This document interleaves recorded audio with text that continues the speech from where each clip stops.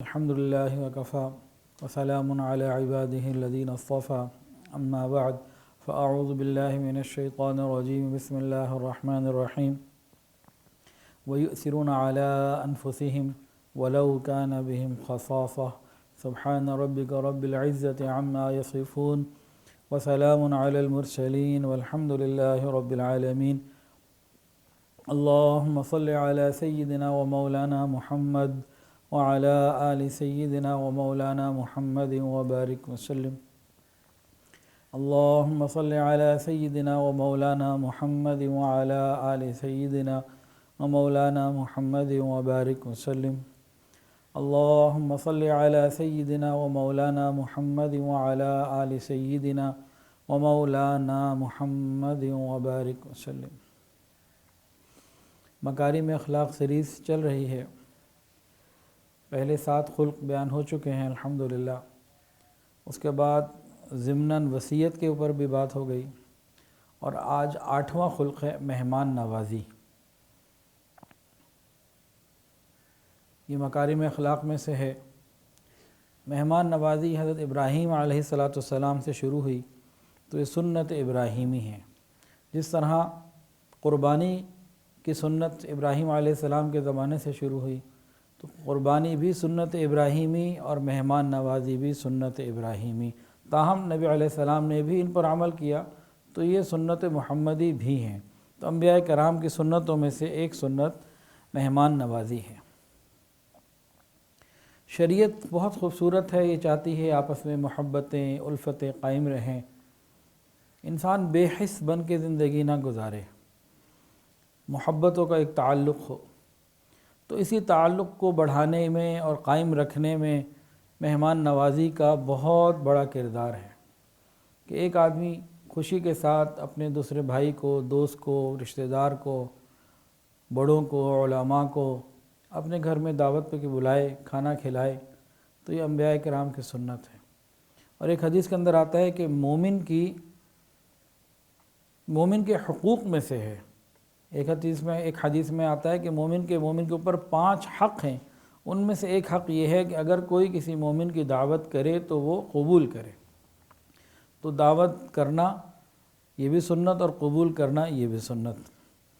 اظہار محبت شریعت اس کو بہت پسند کرتی ہے، کہ انسان اللہ کی رضا کے لیے آپس میں ایک دوسرے سے محبت کا اظہار کرے، اور کہے کہ میں اللہ تعالیٰ کے لیے آپ سے محبت کرتا ہوں۔ یہ سنت ہے۔ ہمارے ہاں تو غیر محرم ایک دوسرے کو کہہ دیتے ہیں کہ میں آپ سے محبت کرتا ہوں، وہ تو گناہ یا حرام ہے۔ لیکن ویسے آپس میں قریبی رشتہ داروں کا حدود شریعت میں رہتے ہوئے اللہ کی رضا کے لیے اس طرح کا اظہار، یہ محبت ہے، یہ عبادت ہے، یہ سنت ہے۔ تو شریعت تو چاہتی ہے کہ لوگ مل جل کر خوشی کا اظہار کریں۔ یہ مہمان نوازی، بلانا کھانے پہ کسی کا آنا، یہ اصل میں دلوں کو جوڑنے کا ایک بہانہ ہے۔ پرتکلف دعوت کا ہونا ضروری نہیں ہوتا۔ بہت زیادہ کھانے پینے ساگ ہی ہو، سوکھا ٹکڑا ہی، خشک ٹکڑا ہی کیوں نہ ہو، اصل تو جذبہ ہے، اصل تو تعلق کا نبھانا ہے۔ وہ چیز اس کے اندر اصل ہے۔ کھانے میں کیا کھلایا، کیا کھایا، یہ ضمنی باتیں ہیں، لیکن اصل چیز تو دل کا تعلق ہے، نیت ہے، محبت ہے، تعلقات کو سنبھالنا ہے، نبھانا ہے۔ تو یہ چیزیں ہمارے معاشرے میں الحمدللہ ہیں۔ لیکن ایک آدمی نے دوسرے کو کھانے پہ بلایا، بھائی آ جاؤ کھانا کھا لو، کھانا کھا کے چلا گیا، تو یہ کھانا کھلانا تو ہو گیا، لیکن یہ عبادت کیسے بنے؟ یہ کھانا عبادت بھی ہو سکتا ہے، یہ اللہ کی رضا کا ذریعہ بھی ہو سکتا ہے۔ اس سے بہت کچھ انسان حاصل کر سکتا ہے، اگر اس کو قرآن اور حدیث کے بارے میں معلومات ہوں، اور بزرگوں کے واقعات اس کے ذہن میں ہوں، آداب دونوں طرف ذہن میں ہوں، تو یہ باقاعدہ ایک عبادت ہے۔ ہمارے یہاں گیٹ ٹوگیدر ایک ہوتا ہے، چلو بھی گیٹ ٹوگیدر کر لیتے ہیں، کبھی کسی ہوٹل میں کر لیتے ہیں، کبھی کسی گھر میں کر لیتے ہیں، کبھی کسی گھر میں کر لیتے ہیں۔ کتنے ایسے لوگ ہیں کہ گیٹ ٹوگیدر کے بغیر تو انسان رہ ہی نہیں سکتا۔ انسان کو اللہ نے بنایا ہی ایسا ہی، اکیلے زندگی نہیں گزار سکتا۔ اب یہی گیٹ ٹوگیدر عبادت بن جائے اس کے لیے پھر ہمیں شریعت کے علم کی ضرورت ہے۔ مہمان کے لیے بھی آداب ہیں اور میزبان کے لیے بھی آداب ہیں۔ جب دونوں طرف کے لوگ اپنے اپنے آداب کا خیال کریں گے تو یہ گیٹ ٹوگیدر عبادت بن جائے گا، جنت کے درجات کے حصول کا ذریعہ بن جائے گا۔ تو سب سے پہلے حضرت ابراہیم علیہ السلام نے مہمان نوازی شروع کی، اور ایک روایت میں تو یہ آتا ہے کہ ان کے اندر 3 خاص صفات ایسی تھیں جس کی وجہ سے ان کو خلیل اللہ بنایا گیا۔ اور بھی روایات ہیں، ایک جگہ یہ بات ہے۔ وہ 3 باتیں کون سی تھیں؟ وہ لوگوں کو سلام کرتے تھے، لوگوں کو کھانا کھلاتے تھے، اور تہجد کی نماز پڑھا کرتے تھے۔ یہ 3 باتیں انسان کو اللہ کا قرب دے دیا کرتی ہیں۔ بلکہ امام قرطبی رحمۃ اللہ علیہ نے اسرائیلی روایات کے حوالے سے ایک ابراہیم علیہ السلام کا واقعہ لکھا ہے۔ سند کے اعتبار سے تو بہت زیادہ مستند نہیں ہے یہ، لیکن بہرحال امام قرطبی رحمۃ اللہ علیہ نے اس کو لکھا ہے۔ وہ واقعہ یہ ہے کہ ابراہیم علیہ السلام بغیر مہمان کے کھانا ہی نہیں کھاتے تھے۔ اتنا اہتمام ہوتا تھا، مہمان کے بغیر کھانا ہی نہیں کھاتے تھے۔ کھانا کھانا ہوتا مہمان کو بلاتے، تلاش کرتے، کبھی دور بھی اگر جانا پڑے تو مہمان کو دور سے تلاش کر کے لاتے، پھر کھانا کھاتے مہمان کے ساتھ۔ تو لکھا ہے کہ ایک مرتبہ ایک شخص ملا ان کو، 70 سال کا بوڑھا تھا۔ اس کو لے آئے، کھانے کے دسترخوان پہ بٹھا دیا۔ آپ شروع کرنے لگے تو آپ نے پڑھا بسم اللہ، اب اس نے نہ پڑھا۔ فرمایا کہ بھئی بسم اللہ پڑھو۔ اس نے کہا بھئی کون اللہ؟ میں نہیں جانتا اللہ کون ہے۔ اب حضرت ابراہیم علیہ السلام تو توحید خالص والے تھے، حنیف تھے، ان کو بڑا غصہ ہے، کیسا بندہ اللہ کا نام لینے سے ایسی باتیں کر رہا ہے۔ اس کو اٹھا دیا، وہ چلا گیا۔ ادھر سے فرشتہ آ گیا کہ اللہ تعالیٰ پوچھتے ہیں، اے ابراہیم 70 سال سے وہ مجھے نہیں جانتا، میں نے تو ہمیشہ اسے کھلایا، تم نے ایک دفعہ نہیں کھلایا۔ ابراہیم علیہ السلام کو ایک دم خیال آیا، فوراً تلاش کیا، اور تلاش کے بعد جب وہ ملا، اس کو کہا آؤ بھی کھاؤ۔ کہتا ہے میں نہیں کھاتا۔ وجہ کیا ہے؟ پہلے منع کر دی، پہلے بلایا پھر اٹھایا، اب پھر بلاتے ہو، کیا وجہ ہے؟ تو حضرت ابراہیم علیہ السلام نے وجہ بتا دی کہ اس طریقے سے اللہ رب العزت نے یہ کہا ہے۔ تو وہ بوڑھا بہت حیران ہوا کہ اچھا اتنا کریم پروردگار ہے، تو اس نے کلمہ بھی پڑھا اور دعوت بھی کھائی۔ تو حضرت ابراہیم علیہ السلام کی عادت کے بارے میں یہ آتا ہے کہ وہ بغیر مہمان کے کھانا ہی نہیں کھاتے تھے۔ اب اس پورے ٹاپک میں نا کہیں مہمان کے آداب چلیں گے، کہیں میزبان کے، ساتھ ساتھ باتیں چلتی رہیں گی۔ مہمان کی خدمت یہ میزبان کو کرنی چاہیے۔ میزبان کو چاہیے کہ مہمان کی کچھ نہ کچھ خدمت خود بھی کرے۔ گو خادم ہیں، کام کرنے والے ہیں، 7 لوگ اور ملے ہوئے ہیں، لیکن کچھ نہ کچھ یہ بھی خیال کرے۔ ایسا نہ ہو کہ صرف دوسروں پر ہی امید رکھے کہ وہی سارا کچھ کر دیں، یہ پلیٹ بھی ہاتھ میں نہ دے سکے اور یہ زبان سے بھی کچھ بول نہ سکے، تو یہ بات ٹھیک نہیں ہے۔ وہ آپ سے ملنے آیا ہے نا، آپ کے گھر آیا ہے، تو آپ اپنائیت کا اظہار ضرور دیں۔ ابراہیم علیہ السلام کے بارے میں قرآن مجید کے اندر آتا ہے ان جاء بعجل حنیذ، کہ جب ان کے ہاں مہمان آئے تو وہ بچھڑے کا جو بھنا ہوا گوشت تھا خود لے کر آئے۔ تو خود بھی کچھ محنت کرنا یہ اچھی بات ہے۔ پھر نجاشی بادشاہ کا ایک وفد آیا ہے نبی علیہ السلام کے پاس، تو صحابہ نے ان کی خدمت کی۔ حضور صلی اللہ علیہ وسلم بھی کھڑے ہوئے، بنفس نفیس شریک ہوئے ان کا خیال میں، مہمانداری میں۔ صحابہ نے کہا ہم غلام حاضر ہیں، آپ تکلیف نہ فرمائیں۔ فرمایا کہ نجاشی نے ہمارے صحابہ کا، ہمارے ساتھیوں کا اکرام کیا تھا، تو میں اس کے بدلے نجاشی کے ساتھیوں کا اکرام کر رہا ہوں۔ تو خود شریک ہونا یہ میزبان کے آداب میں سے ہے، تاکہ محبتیں بڑھیں۔ حضرت مرشد عالم مولانا غلام حبیب رحمۃ اللہ علیہ چکوال والے، وہ فرماتے تھے کہ ہمارے اکابر، ان کے ہاں اگر کوئی صاحب نسبت مہمان آ جاتا، صاحب نسبت کن کو کہتے ہیں؟ جو مشائخ ہوتے ہیں، کسی بزرگ سے اجازت یافتہ، کہ ہمارے بعض بزرگ ایسے گزرے، ان کے ہاں اگر کوئی صاحب نسبت مہمان آ جاتا تو اس کا کھانا اپنے گھر کے کچن سے جو لے کر آتے بجائے ہاتھوں کے سر کے اوپر لے کر آتے تھے. اس کی عظمت یا محبت یا عقیدت یا احترام میں ہاتھوں میں بھی لا سکتے تھے، لیکن احترام کی وجہ سے سر پہ لاتے تھے اٹھا کے کہ اللہ نے مجھے صاحب نسبت مہمان کی میزبانی کا شرف عطا فرمایا. تو مہمان نوازی مکارم اخلاق میں سے ہے. ایک حدیث کے اندر آتا ہے اللہ رب العزت کو سب سے زیادہ کھانا وہ پسندیدہ ہے جس میں ہاتھ زیادہ ہوں. سب سے زیادہ پسندیدہ کھانا وہ ہے جس میں ہاتھ زیادہ ہوں. اب اس میں دو مطلب محدثین نے لکھے. ایک تو یہ لکھا کہ زیادہ لوگ جمع ہوں، انسان جتنے زیادہ لوگوں کو جمع کر سکے تو زیادہ لوگ جمع ہوں. اور دوسرا یہ لکھا کہ بڑے بڑے برتن ہوں.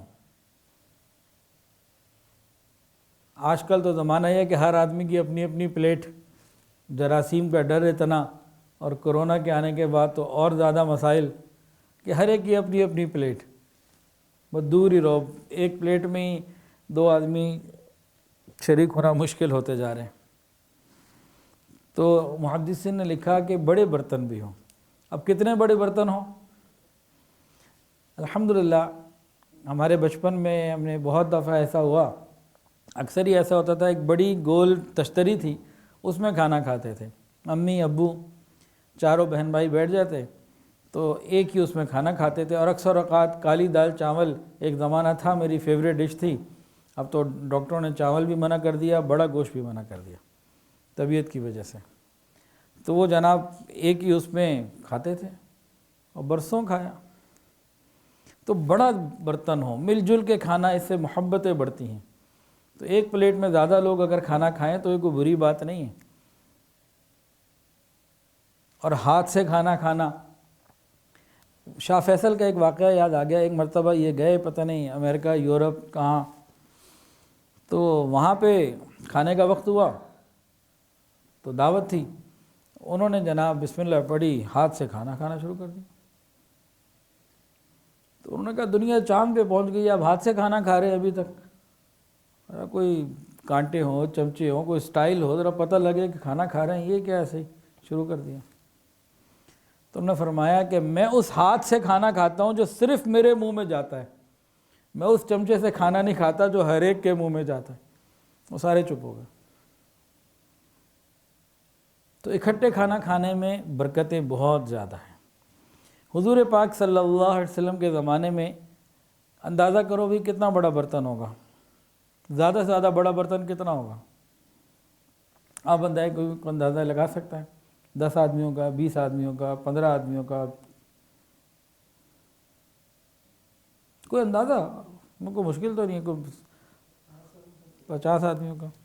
اچھا جی، نبی علیہ السلام کے مبارک زمانے میں مسجد نبوی شریف کے باہر ایک برتن رکھا رہتا تھا بہت بڑا، پورا اونٹ ذبح کر کے تیار کر کے پکا کے اس میں ڈال دیا جاتا، اور صحابہ کرام کھاتے تھے. اونچا اتنا وہ تھا کہ گھٹنوں کے بل ہو کے کھانا پڑتا تھا، نیچے بیٹھ کے تو کھا ہی نہیں سکتے تھے، ہاتھ ہی نہیں جا سکتا تھا، اور چاروں طرف لوگ بیٹھ جاتے اور کھانا کھا لیتے.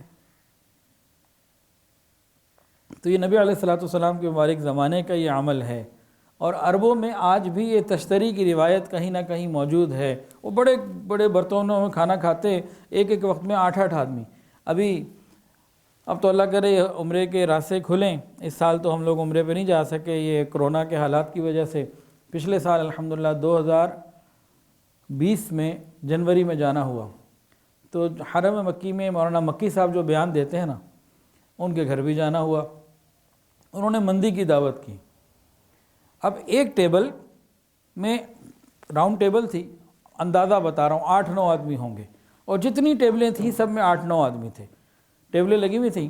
تو مکی صاحب نے مجھے اپنی ٹیبل پہ بٹھایا، بیٹھا تو ایک پرات آئی، مندی آتی تھی اس میں، اور وہ 8 آدمی یا 9 آدمی جتنے بھی اس ٹیبل میں تھے نا، اسی میں سے سب کھا رہے تھے، اور اسی کو پھر ریفل بھی اسی کو کیا جا رہا تھا. تو عرب میں الحمدللہ کہیں نہ کہیں یہ بات ابھی بھی موجود ہے. ہمارے معاشرے میں تو شاید ایسا نہیں ہوگا کہ کہیں کھانا ہو، کوئی دعوت ہو، اور ایک ٹیبل لگی ہوئی ہو، اس میں 8-10 آدمی بیٹھے ہوئے ہوں، اور ایک برتن میں سب کھا رہے ہو. اس میں برکت بھی ہے، حدیث کا ثبوت بھی ملتا ہے، صحابہ کے عمل میں بھی ہے، اور اس میں کھانا ضائع بھی کم ہوتا ہے یا نہیں ہوتا۔ اب ہر آدمی اپنی الگ الگ پہاڑی بنا لے تو معاملہ کچھ اور، جب اکٹھے مل کے کھانا یہ محبتیں بڑھتی ہیں۔ تو گزشتہ سال الحمدللہ ان کے ہاں یہ کھانے کا موقع ملا اور دعوت تھی ان کے ہاں۔ تو بہرحال اللہ تعالی ہمیں بھی ان باتوں کی سمجھ عطا فرمائے۔ ہر آدمی اپنی اپنی پلیٹ، اور اب تو پلیٹ بھی وہ آ گئی کیا اسے کہتے ہیں، ڈسپوزیبل، دھونے کا بھی چکر کوئی نہیں۔ بہرحال حضرت انس رضی اللہ تعالیٰ عنہ فرماتے ہیں کہ آدمی کے گھر کی زکوٰۃ یہ ہے کہ وہ گھر میں مہمان خانہ بنائے، ایک گیسٹ ہاؤس ہو، گیسٹ روم ہو، کہ بھئی یہ مہمان کی جگہ۔ اور عام طور سے الحمدللہ ہمارے ہاں اس کا اہتمام ہے، لیکن اس کی نیت کر لے کہ بھئی مجھے مہمان کا اکرام اس لیے کرنا ہے کہ یہ سنت ہے تو عبادت ہو جائے گی۔ نبی علیہ السلام نے فرمایا اللہ تعالیٰ کے یہاں افضل ایمان کیا ہے؟ جہاد فی سبیل اللہ اور حج مبرور۔ پوچھا حج مبرور کیا ہے؟ فرمایا کھانا کھلانا اور لوگوں سے خوش کلامی کرنا، سلام کرنا۔ کھانا کھلانا حج مبرور کے اندر ہے۔ اب کھانا کس کو کھلائے؟ بڑے ہوتے ہیں لوگ، کس کو کھلائے؟ حضور پاک صلی اللہ علیہ وسلم سے روایت ہے تمہارا کھانا پرہیزگار لوگ ہی کھائیں، نیک اور متقی لوگوں کو کھانا کھلاؤ۔ بعض جگہ فاسق فاجر لوگوں کو جمع کیا جاتا ہے، مختلف نام پہ پارٹیاں ہوتی ہیں، میوزک بھی ہوتا ہے خوب، اور کیا اسے کہیں گے، ہلہ گلہ، اس طرح بڑی چیزیں ہوتی ہیں انجوائمنٹ کے لیے، انٹرٹینمنٹ کے لیے۔ تو شریعت نے ایسی چیز کو پسند نہیں کیا۔ اس پر عبادت کا ثواب ملنا مشکل، خرچہ تو ہو رہا ہے، کھانا تو کھلا رہا ہے، پاکیزہ ماحول میں کھانا ہو، سنت کے مطابق ہو، گناہوں سے بچ کے ہو، میوزک نہ ہو، مکس گیدرنگ نہ ہو، اور پھر نیک لوگوں کو کھانا کھلانا، علماء کو کھانا کھلانا، یہ عبادت ہے۔ واضح حدیث موجود کہ تمہارا کھانا کوئی نہ کھائے سوائے اس کے کہ متقی، یہ متقی کے لفظ حدیث میں موجود ہیں۔ نیک لوگوں کو کھانا کھلانا کیوں بھئی؟ علماء نے لکھا نیک لوگ کھانا کھائیں گے، کوئی نماز پڑھے گا، کوئی ذکر مراقبہ کرے گا، کوئی اور کچھ اچھے کام کرے گا۔ فاسقین اور فاجرین کو، فاسق و فاجر کو کھلائیں گے، وہ پھر گناہ کے کام کریں گے، تو ہم ان کے گناہوں کے کاموں میں ان کو، ان کی جسمانی صحت کو، ان کی جسم کو انرجی دے رہے ہیں، پہنچا رہے ہیں کھانا کھلانے کی وجہ سے، تو ہم سبب بن رہے ہیں۔ اور نیک لوگوں کو جب قوت ملے گی کھانا کھانے سے، وہ نیک اعمال کریں گے تو اس کا سبب ہم بن گئے، ہمیں بھی اجر مل جائے گا۔ تو نیکوں کی نیکی میں ہمیں حصہ مل گیا، برے لوگوں کی برائی میں حصہ مل سکتا ہے، تو ہمیں نیکوں کو ہی کھانا کھلانا چاہیے۔ ایک بڑی مزیدار بات، مہمان کی پسند کا کھانا بنانا، مہمان کی پسند کا کھانا بنانا، یہ بڑی پیاری بات ہے۔ ایک حدیث کے اندر آتا ہے کہ کسی مومن کی جائز خواہش کو پورا کر دینا، اس سے گناہوں کی معافی ہو جاتی ہے۔ کہ جس نے کسی مومن کی جائز خواہش کو پورا کیا، اللہ تعالیٰ خواہش کو پورا کرنے والے کی مغفرت کر دیتے ہیں۔ یہ حدیث ہے۔ اب علماء کیا کرتے ہیں، بہت سارے علماء اور جو دین کو سمجھ رکھنے والے لوگ ہوتے ہیں، وہ پھر بے تکلف ہو کے پوچھ لیتے ہیں مہمان سے بھئی آپ کو کیا پسند ہے، آپ اپنی پسند بتا دیجئے۔ وہ اپنی پسند بتا دیتا ہے تو وہ اپنی جائز پسند بتاتا ہے، یہ اس کی جائز خواہش پوری کرتے ہیں، ادھر گناہوں کی معافی۔ تو ایک تو یہ بات آ گئی۔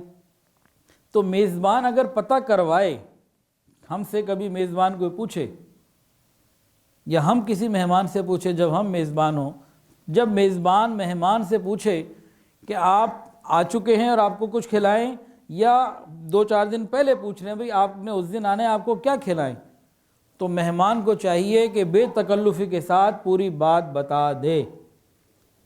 نہیں جی بس جو ہوگا کھا لیں گے، کوئی ایسی بات نہیں ہے، تو یہ تو کوئی بات نہیں ہے۔ میزبان اگر پوچھ رہے ہیں بھئی آپ کی کیا پسند ہے، تو انسان کو چاہیے کہ بتائے۔ ایک تو اس حدیث پر عمل ہو جائے گا، پھر یہ تو میزبان نیت کرے نا۔ اچھا، مہمان بھی اس حدیث کو سامنے رکھتے ہوئے ایک اور نقطہ لے سکتا ہے، بڑا مزیدار۔ وہ کیا؟ مہمان یہ سمجھے کہ یہ میری جائز خواہش پوری کر کے اپنے گناہوں کو معاف کروائے گا. مہمان یہ سمجھے کہ میزبان مجھ سے پوچھ رہا ہے کہ کیا کھائیں گے آپ، تو یہ میری جائز خواہش کو پورا کرے گا، اس کی مغفرت ہو جائے گی. تو اس جائز خواہش کو پورا کروانے کا سبب تو میں بن رہا ہوں نا، تو میری بھی ہو جائے گی.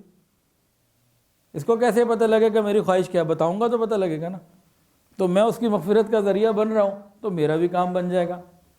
تو پھر نیتیں تو بڑھاتے چلے جاؤ، اللہ تو بہت بڑے مہربان اور کریم ہیں، بڑا اچھا گمان رکھے. تو اس طریقے سے یہ عبادت بن جاتی ہے.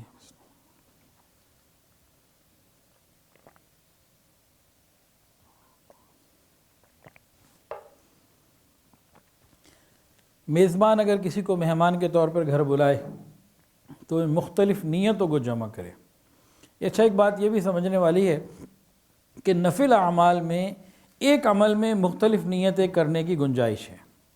نفل نماز ہے، 2 رکعت پڑھنی ہے، اگر صلاۃ الحاجت، صلاۃ الشکر، صلاۃ التوبہ، مختلف نیتیں جمع کر سکتے ہیں. تہجد کا وقت ہے تو تہجد کی بھی جمع کر لی، صبح کا وقت ہے اشراق یا چاشت کی نیت بھی جمع کر لی.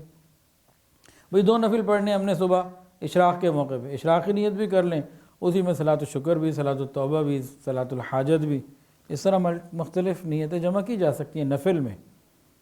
کپڑا پہننے میں بھی مختلف نیتیں ہو سکتی ہیں. ہم تو کہتے ہیں بس کپڑا ہے پہن لیا، اللہ خیر صلی اللہ، پتہ نہیں نیت کیا چیز ہوتی ہے.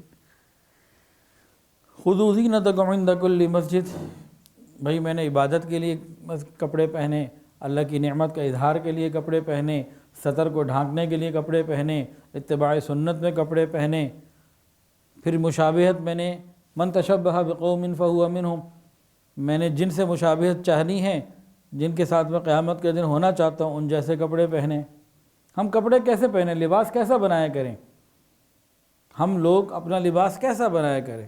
سادہ سا اصول، قیامت کے دن جن کے ساتھ کھڑے ہونا چاہتے ہیں ان جیسا لباس بنا لیں. اللہ خیر صلی اللہ، سادہ سی بات. اب آپ خود بندہ خود سوچ لے. تو بہرحال میزبانی کے اندر بھی مختلف نیتیں. پہلی نیت کہ اللہ کا حکم، کہ میں اللہ کا حکم پورا کر رہا ہوں، یہ ایک نیت ہو گئی. دوسری نیت کہ رسول اللہ صلی اللہ علیہ وسلم کا حکم بھی یہی، 2 نیتیں ہو گئیں. تیسری نیت کہ حضور صلی اللہ علیہ وسلم کی سنت بھی ہے، 3. چوتھی نیت یہ انبیاء کرام کی سنت ہے، 4. 5ویں نیت کہ مہمان کی عزت افزائی، مومن کی عزت افزائی، جو آ رہا ہے یہ مومن ہے تو میں اس کو عزت دینا چاہتا ہوں. اگلی نیت مومن کی، کہ مومن کے دل کو خوش کرنا. جب کسی کو کھلائیں گے، پلائیں گے، بٹھائیں گے تو دل خوش ہوگا نا. تو یہ ایک الگ نیت ہے.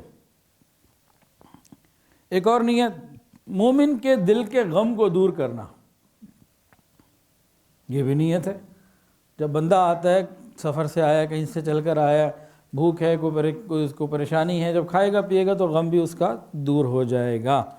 اور ایک نیت یہ کہ مومن بھائی سے ملاقات میری ہو جائے گی، یہ الگ مستقل نیت ہے، اس کا الگ ثواب ملے گا. اور اس کے علاوہ کہ مجھے یہ کھانا کھلانے سے جنت میں، مجھے یہ کھانا کھلانے سے اللہ تعالیٰ کی رضا مل جائے گی، اور نیک لوگوں کی مشابہت جو ہے وہ ہو جائے گی، مکارم اخلاق پر عمل ہو جائے گا. تو اس طرح نیتیں جمع کرنے سے کھانا ایک کھلایا اور کئی نیتوں کی وجہ سے جو ثواب ہے وہ ملٹیپلائی ہو گیا، بہت بڑھ گیا، اس کی قیمت بڑھ گئی، وہ عبادت بن گیا. اللہ اکبر کبیرہ.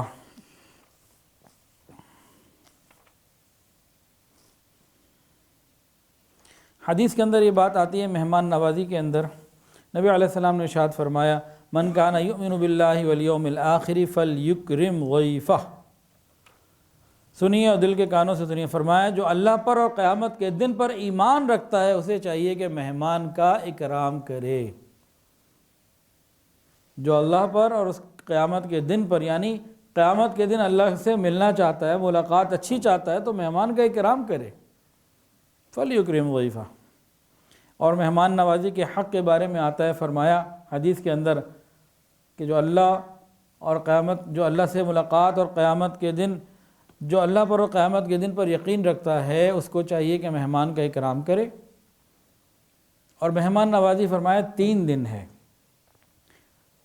یہ اصول بتا دیے، دونوں طرف کے جب لوگ اصول پر عمل کریں گے تو پریشانیاں نہیں ہوں گی۔ مہمان نوازی 3 دن ہے، اور اس میں سے پہلا دن جو ہے نا، جو 24 گھنٹے پہلے ہیں، 1 دن اور 1 رات، اس میں انسان خاص اہتمام کرے اپنی طرف سے بھرپور، اور 2 دن ذرا تھوڑا روٹین سے بہتر رہے، تو 3 دن مہمان نوازی، اور 3 دن کے بعد فرمایا اگر گھر والے خشک روٹی کھاتے ہیں تو خشک روٹی کھلائیں۔ اس کے بعد مہمان کی طرف سے بھی تقاضا جو ہے نا وہ ٹھیک نہیں، تو 3 دن تک تو مہمان نوازی ہے، اس کے بعد زیادہ اگر رہنا ہے، 5-10 دن رہنا ہے، تو بھی جو ایک روٹین ہے اس گھر کی، بس وہ چلے گا جو سب کھاتے ہیں۔ تو یہ حدیث کے اندر نبی علیہ الصلوۃ والسلام نے وضاحت کر دی تاکہ مہمان جو ہے وہ رحمت ہی رہے، زحمت نہ بنے۔ تو ایک واقعہ، ایک پیر صاحب کہیں آ گئے کسی مرید کے یہاں، تو ان کا ذرا لمبا ارادہ تھا کہ ذرا ٹھہریں گے۔ اب وہ روزانہ خدمت کرتا، 1 دن گزرا، 2 دن گزرے، 3 دن گزر گئے۔ اب 3 دن کے بعد اس نے روز ایک سوال پوچھتا، روز صبح پوچھتا، ہاں جی پیر صاحب آج قیام ہے یا کوچ ہے؟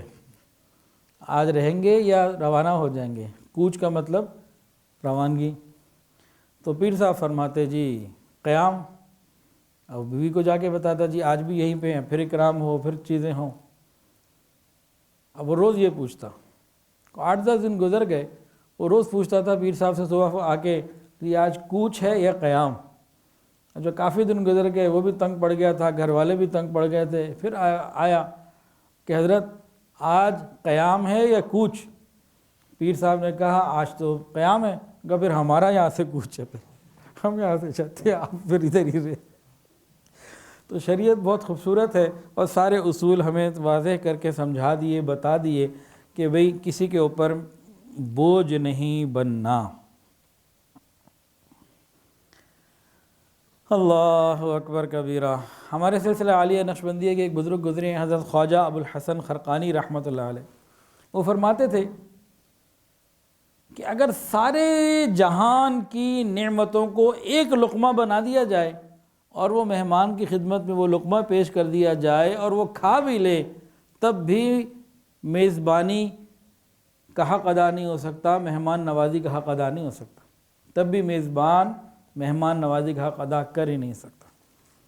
تو گویا میزبان یہ کبھی سوچے ہی نہیں کہ میں نے حق ادا کر دیا، ہاں بس اللہ سے مانگے یا اللہ جو کچھ میں کر سکا کر لیا، مزید یہ ہے کہ قبول فرما لیجیے۔ جو ماوراء النہر کے علماء ہیں نا، وہ عجیب ان کے اندر مہمان نوازی کا نظام ہے۔ وہ کتابوں میں لکھتے ہیں کہ جس رات کسی کے ہاں کوئی مہمان آئے تو میزبان کو چاہیے کہ وہ عید کی رات کی طرح خوش ہوا کرے کہ آج تو میرے گھر میں مہمان آئے، اللہ کی رحمت آئی، اس کو خوشی کا اظہار کرنا چاہیے۔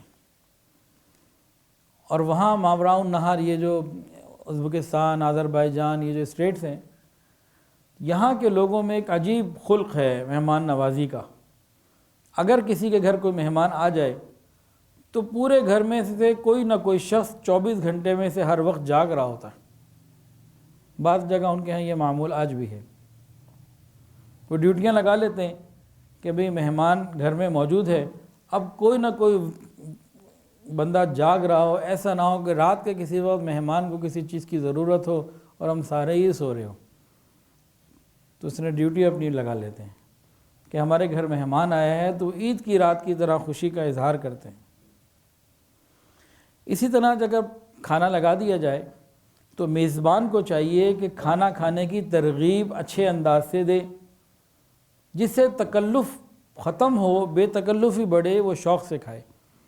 اونٹ کو دوڑانا ہوتا ہے نا تو حدی پڑتے ہیں، وہ تیز دوڑتا ہے، گھوڑے کو بھگانا ہوتا ہے تو پھر اس کے لیے آواز نکالتے ہیں، وہ پھر دوڑتا ہے۔ اسی طرح جو مہمان کے ساتھ بعض دفعہ کوئی وحشت، کوئی دوری، کوئی ایسا اجنبیت کا احساس ہوتا ہے نا، وہ میزبان کی طرف سے کوئی اچھا سا مذاق، محبت کا کوئی جملہ، اکرام کا کوئی جملہ، کوئی کھانے کی ترغیب، اس طریقے سے وہ دور ہو جاتی ہے، وہ ذرا پھر کھل کے کھاتا ہے۔ تو ترغیب کھانے کی دینا میزبان کی طرف سے یہ اچھی بات ہے، لیکن اصرار نہ کرے کہ زبردستی کھائے، ایسا بھی نہ کرے۔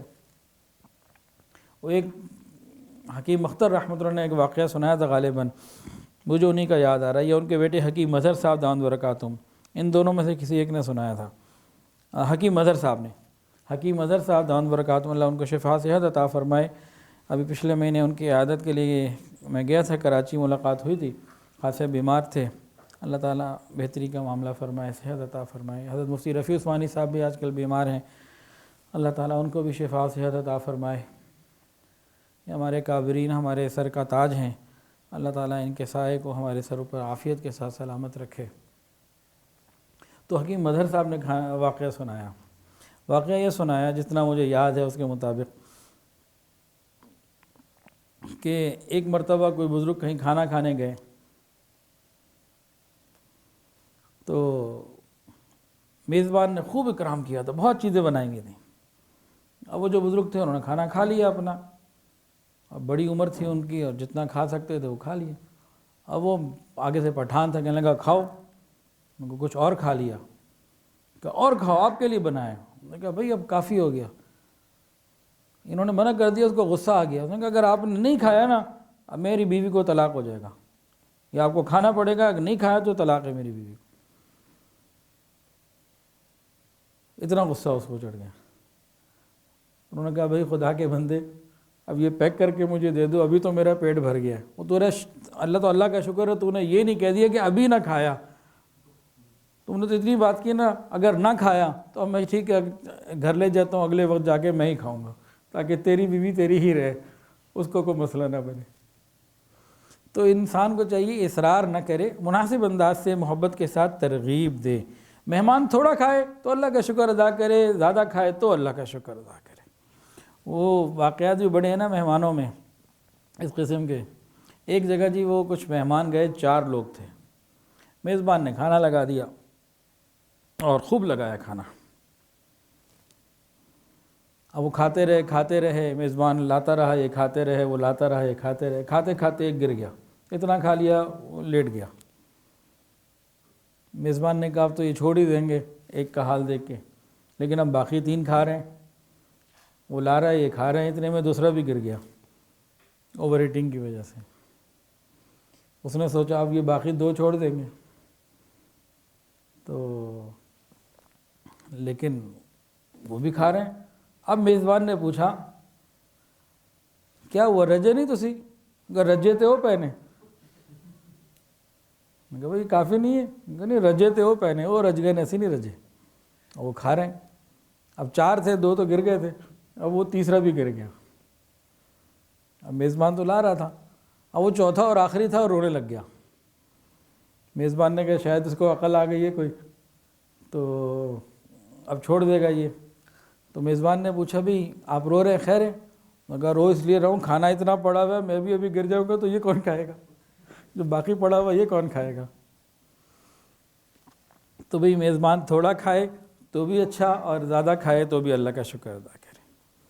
اچھا میزبان کو یہ چاہیے کہ وہ مہمان کے لقمے نہ گنے، کتنے لقمے کھائے، کہ کون کیا کھا رہا ہے، کتنے کھا رہا ہے۔ ایک واقعہ ہے ان کا عبد الملک ابن حشام خلیفہ کا، یا حشام ابن عبد الملک کا، بہرحال خلیفہ وقت کا واقعہ ہے۔ ایک دسترخوان پہ کھانا کھا رہے تھے، ایک اعرابی بدو بھی موجود تھا، تو کھانا کھاتے کھاتے اعرابی نے جو لقمہ اٹھایا نا، تو خلیفہ نے کہا دیکھو تمہارے لقمے کے اندر ایک بال ہے، وہ بال نکال لو پھر کھا لو۔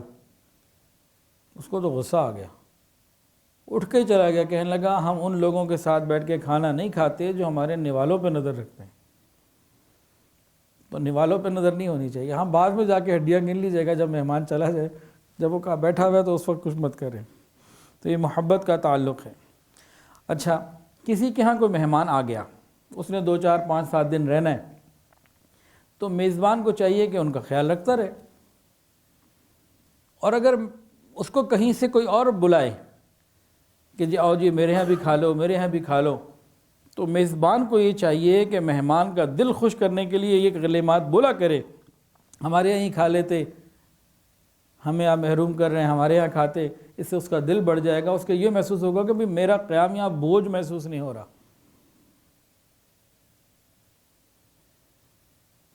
وہ پٹھانوں کا ایک واقعہ ہے، ایک صاحب کہیں پہنچے کسی کے ہاں مہمان کے طور پر، تو میزبان نہیں ملا، ان کی کوئی دعوت تھی، وہ میزبان ملا نہیں، تو وہ پریشان تھا۔ تو اس کا ایک اور پڑوسی تھا، اس نے کبھی کیا بات ہے، میں کبھی میں نے ادھر آ کے ٹھہرنا تھا چند دن، میری بات ہوئی تھی تو ابھی تو وہ ہے نہیں، میں کہا آ جاؤ پھر میرے پاس آ جاؤ، آپ میرے پاس رہو، کتنے دن رہنا ہے، وہ اتنے دن رہنا ہے، بھائی میرے ساتھ رہو، ہم آپ کو کھلائے گا پلائے گا، ہمارا مہمان بن جاؤ۔ اس نے کہا ٹھیک ہے، ابھی تو کوئی اور آپشن نہیں ہے، وہ چلا گیا۔ اب وہ دوسرے دن یا دوسرے کسی وقت وہ جس کے ہاں آیا تھا اس کو پتہ لگ گیا، وہ بھی آ گیا، اس نے کہا بھائی تم ادھر کیوں چلے گئے، ادھر آؤ، اور اس نے کہا نہیں ابھی تو میرا وہاں سب کچھ ہو گیا، اب میرا ادھر آنا مشکل لگ رہا ہے، تو آپ کی مہربانی، آپ تھے نہیں لیکن اب میں نہیں آ سکتا۔ اس نے کہا اگر تم نہیں آئے گا نا، تم اپنا سامان لے کر اور نہیں آئے گا تو میں گولی مار دے گا۔ تو غصہ چڑھ گیا کہ بھئی کیوں نہیں آ رہا، تو یہ میزبان بڑا پریشان ہوا کہ میری تو جان پہ بن گئی۔ اب یہ اپنے مہمان کے میزبان، اب یہ مہمان بڑا پریشان ہو کہ میری تو جان پہ بن گئی۔ اب یہ اپنے اس میزبان کے پاس آیا جس کے یہاں ٹھہرا ہوا تھا، اس نے کہا بھئی بات یہ ہے کہ یار مجھے یہاں سے جانے دو، مجھے بستر اٹھانے دو، میں جاتا ہوں ادھر سے اور میں واپس اسی کے پاس جاتا ہوں جس کے ہاں میں آیا تھا۔ ٹھیک ہے اس وقت نہیں ملا، آپ نے مہربانی کی، آپ کا بڑا شکریہ، لیکن ابھی مسئلہ یہ کہ مجھے جان سے مارنے کے لیے تیار ہے، تو میری جان بچاؤ، مجھے جانے دو، میں نے جانا ہے، میری جان بچ جائے گی۔ میں کہا تم پرواہ نہ کرو، وہ میرا ایک مہمان مارے گا، میں اس کے 2 مہمان مارے گا، کوئی مسئلہ نہیں۔ تو اس طرح کا اصرار نہیں۔ اچھا جی، مشائخ نے لکھا ہے اگر کھانے میں 4 نعمتیں جمع ہو جائیں تو وہ بہترین کھانا ہے، ہر خیر جمع ہو گئی۔ مشائخ لکھتے ہیں اگر کسی کھانے میں 4 باتیں جمع ہو گئیں تو اس میں ہر خیر جمع ہو گئی۔ وہ 4 باتیں کون سی ہیں؟ پہلی بات، وہ کھانا حلال ہو، جو اجزاء ہیں، جو چیز ہے وہ بھی حلال ہو اور پیچھے کمائی بھی حلال ہو جس سے وہ خریدا گیا ہے۔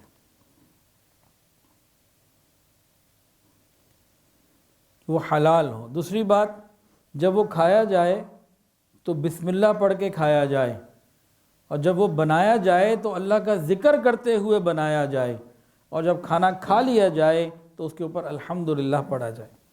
فرمائے 4 نعمتیں جس کھانے میں جمع ہو گئیں اس کھانے میں ہر خیر جمع ہو گئی۔ پہلی بات کہ وہ حلال ہو، چیز جو پروڈکٹ ہے، جو کھانا ہے وہ بھی حلال ہو، پیچھے کمائی بھی حلال ہو۔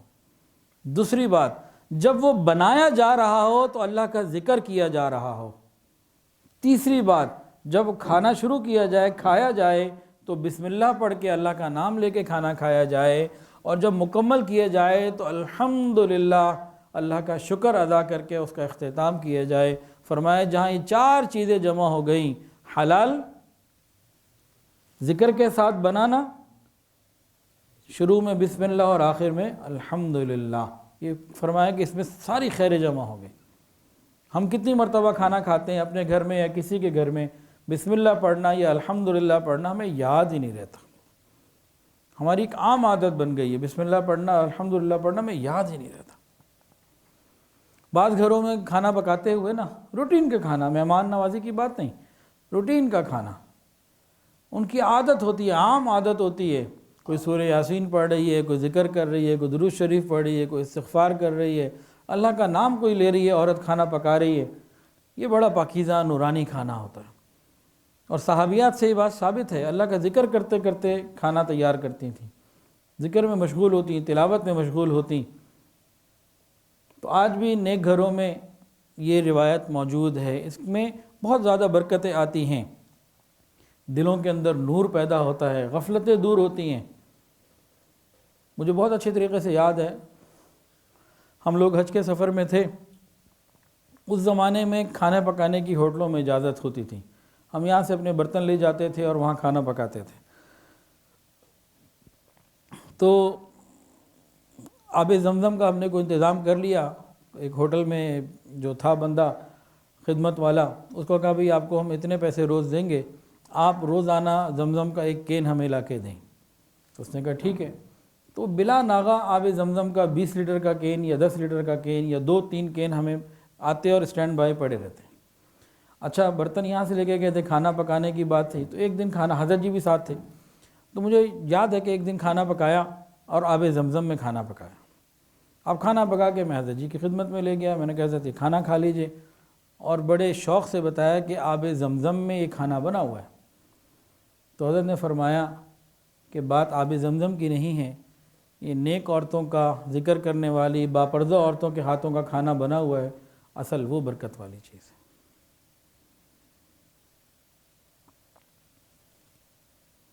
یہ جو لوگ بازار کا کھانا کھاتے ہیں یہ بے برکتی ہے، یہ بے حیائی کی طرف راستہ بڑھانے والی ہے۔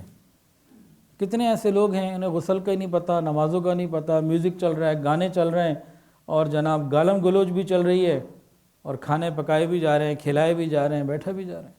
سب ماحول غفلت کا، اللہ سے دوری کا، گناہوں کی طرف بڑھنے کا۔ تو گھروں میں عورتوں کو چاہیے کہ کھانا پکائیں تو ذکر فکر کے ساتھ پکائیں، کوئی نہ کوئی تلاوت ذکر جاری رہے زبان کے اوپر، چاہیں تو کھانے پہ بھی دم کر دیں، اس سے بڑے اچھے اثرات پیدا ہوتے ہیں، کچھ نہ کچھ انسان پڑھتا رہے، اور ذکر کی برکت سے ایک تو نور ہوگا، دلوں میں نور پیدا ہوگا، اور انشاءاللہ ذائقہ بھی اچھا ہو جائے گا۔ تو یہ ہماری عورتوں کو چاہیے کہ یہ کریں، لیکن آج کل تو فوڈ پانڈا اور ڈیل کے اوپر ہی سارا معاملہ چلا گیا ہے۔ گھروں کے اندر تو مہمان نوازی خود پکا کے کھلانے والی یہ ختم ہی ہوتی چلی جا رہی ہے۔ تو گھروں کے پاکیزہ کھانے صحت کے لیے بھی اچھے ہیں، جسمانی صحت ہو یا روحانی صحت ہو، دونوں کے لیے گھر کے کھانے جو ہیں یہ بہترین ہیں۔ مہمان کو تکیہ دینا، مہمان آیا گھر میں اسے تکیہ دینا، اس پہ کیا ہوتا ہے؟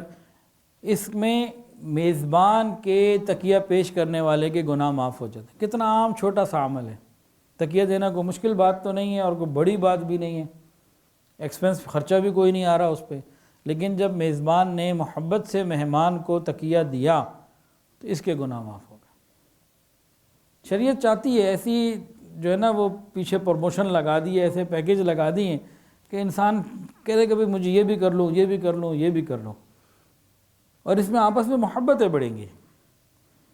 حضرت سلمان فارسی رضی اللہ تعالیٰ عنہ نبی علیہ السلام کے یہاں تشریف لائے مہمان کے طور پر، رسول اللہ صلی اللہ علیہ وسلم نے ان کو تکیہ پیش کیا، حالانکہ آپ استاد ہیں، وہ شاگرد ہیں، آپ نبی ہیں، وہ امتی ہیں۔ نبی علیہ السلام نے تکیہ پیش کیا اور فرمایا کہ جو مسلمان اپنے بھائی کے اکرام کے لیے اسے تکیہ پیش کرے گا اللہ اس کے گناہوں کو معاف کر دے گا۔ اب آسان سا عمل ہے، چھوٹا سا، ہمیں اس کا ثواب پتہ ہی نہیں ہوتا تو محروم رہ جاتے ہیں۔ آنے والے کا اکرام کرنا یہ بھی سنت ہے، اس کے دل میں جگہ بن جاتی ہے۔ ایک صحابیوں کا جریر بن عبداللہ بجلی رضی اللہ تعالیٰ عنہ نبی علیہ السلام کے پاس آئے، اس وقت جگہ نہیں تھی، خاصے لوگ موجود تھے، تو حضور صلی اللہ علیہ وسلم نے دیکھا کہ یہ جریر آئے ہیں اور جگہ نہیں ہے، آپ نے اپنی چادر مبارک ان کی طرف پھینکی اور فرمایا کہ اس کو بچھا کے اس کے اوپر بیٹھ جاؤ۔ وہ بڑے خوش ہو گئے، انہوں نے چادر جو ہے وہ کیچ کی اور اس کے بعد اس چادر کو بوسہ دیا اور اپنے جناب جو ہے وہ چہرے پہ رکھا اور فرمایا، کہا کہ یا رسول اللہ، اللہ تعالیٰ آپ کا اسی طرح اکرام کرے جس طرح آپ نے میرا اکرام کیا۔ تو دل خوش ہو گیا۔ تو اصل چیز ہی دل خوش کرنا ہے، اصل چیز ہی دل کو خوش کرنا ہے، کھانا کھلانا یہ بات کی بات ہے۔ تو محبت کے ساتھ حدیث کے اندر ایک اور بات آتی ہے، جب تمہارے پاس کسی قوم کا کوئی معزز شخص آئے تو اس کا اکرام کیا کرو، کوئی علاقے کا بڑا، کوئی قوم کا بڑا، کوئی اور اس طرح سے، یا علماء آئیں ان کا اکرام کیا کرو۔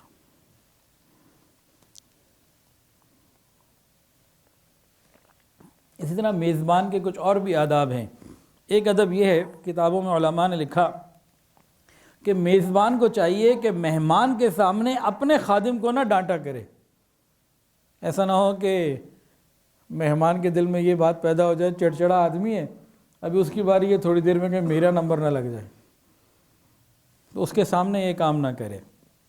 اور ایک ادب یہ بتایا کہ جب کھانا کھا چکے تو اب میزبان زیادہ نہ روکے اور مہمان زیادہ نہ رکے. فَإِذَا طَعِمْتُمْ فَانْتَشِرُوا، کھانا کھا لیا بس اب اپنا اپنا ہو جاؤ. نبی علیہ الصلوۃ والسلام کے گھر میں ایک دفعہ دعوت تھی ولیمے کی، تو لوگوں نے کھانا کھا لیا، اب وہ آپس میں بات چیت میں لگ گئے. نبی علیہ الصلوۃ والسلام کو سے پریشانی ہو رہی تھی، لیکن مہمان تھے، زبان سے کہنا آپ کو اچھا نہیں لگ رہا تھا، اکرام میں آپ خاموش تھے. اللہ تعالیٰ نے قرآن نازل فرما دیا کہ ان کو کہو چلے جائیں. تو جب کھانا کھا لیا تو بہتر یہی ہے کہ اب دونوں طرف سے اصرار نہ ہو، مہمان بھی جانے کی کرے، میزبان بھی بھیجنے کی کرے، لیکن ادب آداب کے ساتھ. ہاں بعض جگہ ایسا ہوتا ہے کہ ہماری سیٹنگ ہی ایسی کہ جی کھانا کے بعد 2 گھنٹے بیٹھنا ہے جی، جیسے ہمارے معاشرے میں کئی ایسی چیزیں ہیں. تو اگر پہلے سے چیزیں طے ہوں اور دونوں طرف کے لوگوں کو معلوم ہے کہ بھئی ہم نے بیٹھنا ہے، تو اس بیٹھنے میں منع نہیں ہے، وہ ٹھیک ہے. لیکن اس بیٹھنے کی بات ہو رہی ہے کہ بھئی اب ایک آدمی نے سونا ہے، اس کی عادت ہے تہجد میں اٹھنے کی، یا اس کے مطالعے کی عادت ہے، یا اس کا کوئی اور کام ہے، اور ہماری وجہ سے وہ ڈسٹرب ہو رہا ہے، تو یہ چیز مناسب نہیں. اور میزبان بھی مناسب طریقے سے کہہ دے تو یہ بھی اس کی بھی گنجائش موجود ہے. اور ایک سنت اور یہ ہے کہ میزبان مہمان کو دروازے تک، حتی الباب، دروازے تک چھوڑنے کے لیے جائے. باب الدار، گھر کے دروازے تک، جب وہ رخصت ہو رہا ہو تو دروازے تک چھوڑ کے جانا، یہ بھی سنت ہے. اسی طریقے سے میزبان کے ہاتھ دھلانا. آج تو خیر ہمارے اندر ایسے اخلاق نہیں رہے، اور بس ہم اشارہ کر دیتے ہیں جی وہ ٹوائلٹ ہے وہاں چلے جائیے، وہاں واش روم میں پانی بھی ہے اور صابن بھی ہے اور تولیہ بھی ہے. تو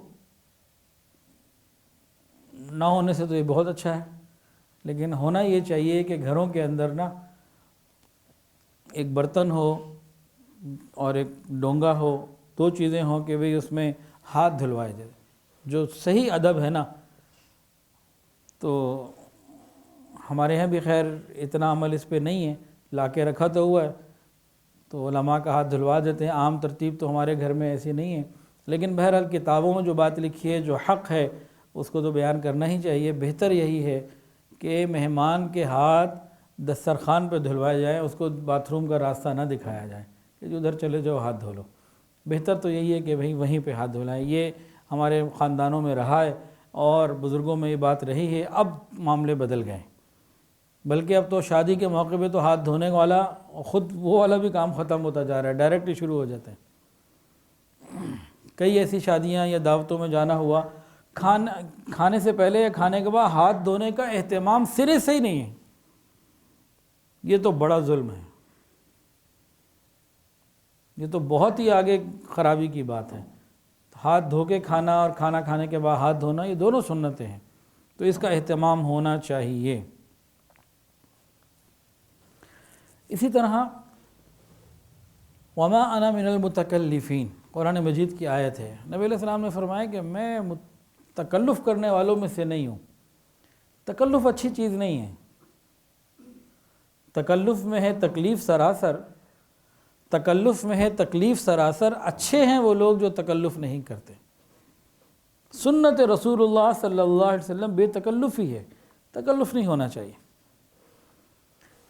اگر کسی کے ہاں کوئی مہمان جائے، اب مہمان کو چاہیے کہ وہ اپنی جو صحیح پوزیشن اس وقت کیا اس کا بے تکلف اظہار کر دے.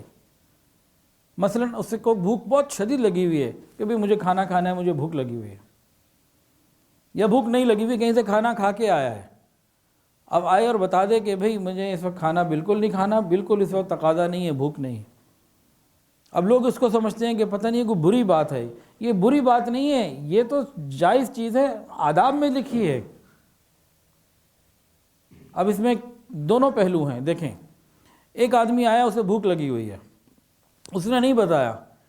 میزبان کے ذہن میں جی رات کو بھی کھانا کھانے کے وقت میں 2 گھنٹے پڑیں، میں 2 گھنٹے بعد ہی لگاؤں گا. اب یہ بھوک سے پریشان، کیونکہ دونوں طرف اطلاع تو نہیں ہے. یا کبھی مہمان آیا، اسے بھوک بالکل نہیں لگی، ابھی کھانا کھا کے آیا کہیں سے اور اس نے بتایا نہیں، اور ادھر میزبان نے جا کے بیوی کو کہا کھانا لاؤ، اور وہ جا کے کھانا لگا دیا، کھانا لگا، جی میں نے تو بھی کھانا کھا کے 10 منٹ پہلے تو کھانا کھایا، ابھی کدھر سے میں کھا، میں تو بھوک لیں، اب اس کو تکلیف۔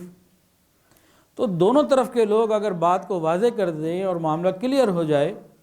ابھی میں جمعرات کو ڈنگا گیا ہوا تھا، تو الحمدللہ گھر ان کے گئے، وہ صاحب ہیں، پہلی دفعہ ان کے گھر جانا ہوا، اور جاتے ہی میں نے ساری تفصیلات بتا بھی دی، پوچھ بھی لی کہ بھی کیا کرنا ہے، کیسے کرنا ہے، کتنی دیر رکنا ہے، سارا 2 منٹ بھی نہیں لگے، ساری چیز تفصیل سے ہو گئی اور سارے معاملات طے ہو گئے، بس ٹھیک ہے۔ اب دونوں طرف کے لوگ مطمئن کہ بھئی کیا شیڈیول ہے، اب نہ اس کو پتہ نہ اس کو پتہ، تو یہ اخلاق نہیں ہے، یہ تو انسان نے ویسے اپنے آپ سسپینس میں ڈالا ہوا ہے، دوسرے کو بھی پتہ نہیں کیا کرنا ہے کیا نہیں کرنا۔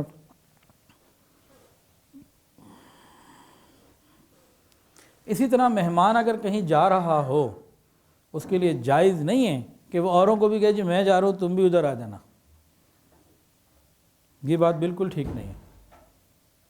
پھر دوسری بات، 4 آدمیوں کو بلایا، جی بھئی آپ آ جائیں، 4 آدمی ساتھ ہوں، میں لے کے 10-20 کو پہنچ جاؤں، یہ بھی غلط، یہ توفیلی یہ سب غلط، ان کی ضرورت نہیں ہے۔ اطلاع ہو، پہلے سے معلوم ہو، وہی بات ٹھیک ہے۔ اچانک اس طریقے سے گھر والوں کو پریشان کرنا یہ غلط ہے۔ اسی طرح مہمان اگر کسی کے یہاں ٹھہرا ہوا ہو اور اس نے کہیں ملنے کسی سے جانا ہو، تو میزبان کو اطلاع دے کے جائے بھی فلانی جگہ جا رہا ہوں اور مجھے امید ہے انشاءاللہ میں اتنی دیر تک واپس آ جاؤں گا۔ ایسا نہ ہو کہ وہ بغیر بتائے چلا جائے، پیچھے سے میزبان پریشان ہو کہ گھر والے پریشان ہو۔ مہمان کے اوپر یہ ذمہ داری ہے کہ گھر کی چیزوں کو مس یوز نہ کرے، جو چیز اس کے استعمال میں آ رہی ہے، ضرورت کی ہے، اجازت کے ساتھ استعمال کرے اور صحیح طریقے سے ترتیب پہ رکھے، اپنی طرف سے سیٹنگ کو چینج مت کرے۔ اور اسی طرح وہ کوئی خط پڑا ہوا ہے، کوئی لیٹر ہے، کوئی ڈاکومنٹ پڑا ہوا ہے، اس کو پڑھنے کی قطعاً اجازت نہیں ہے۔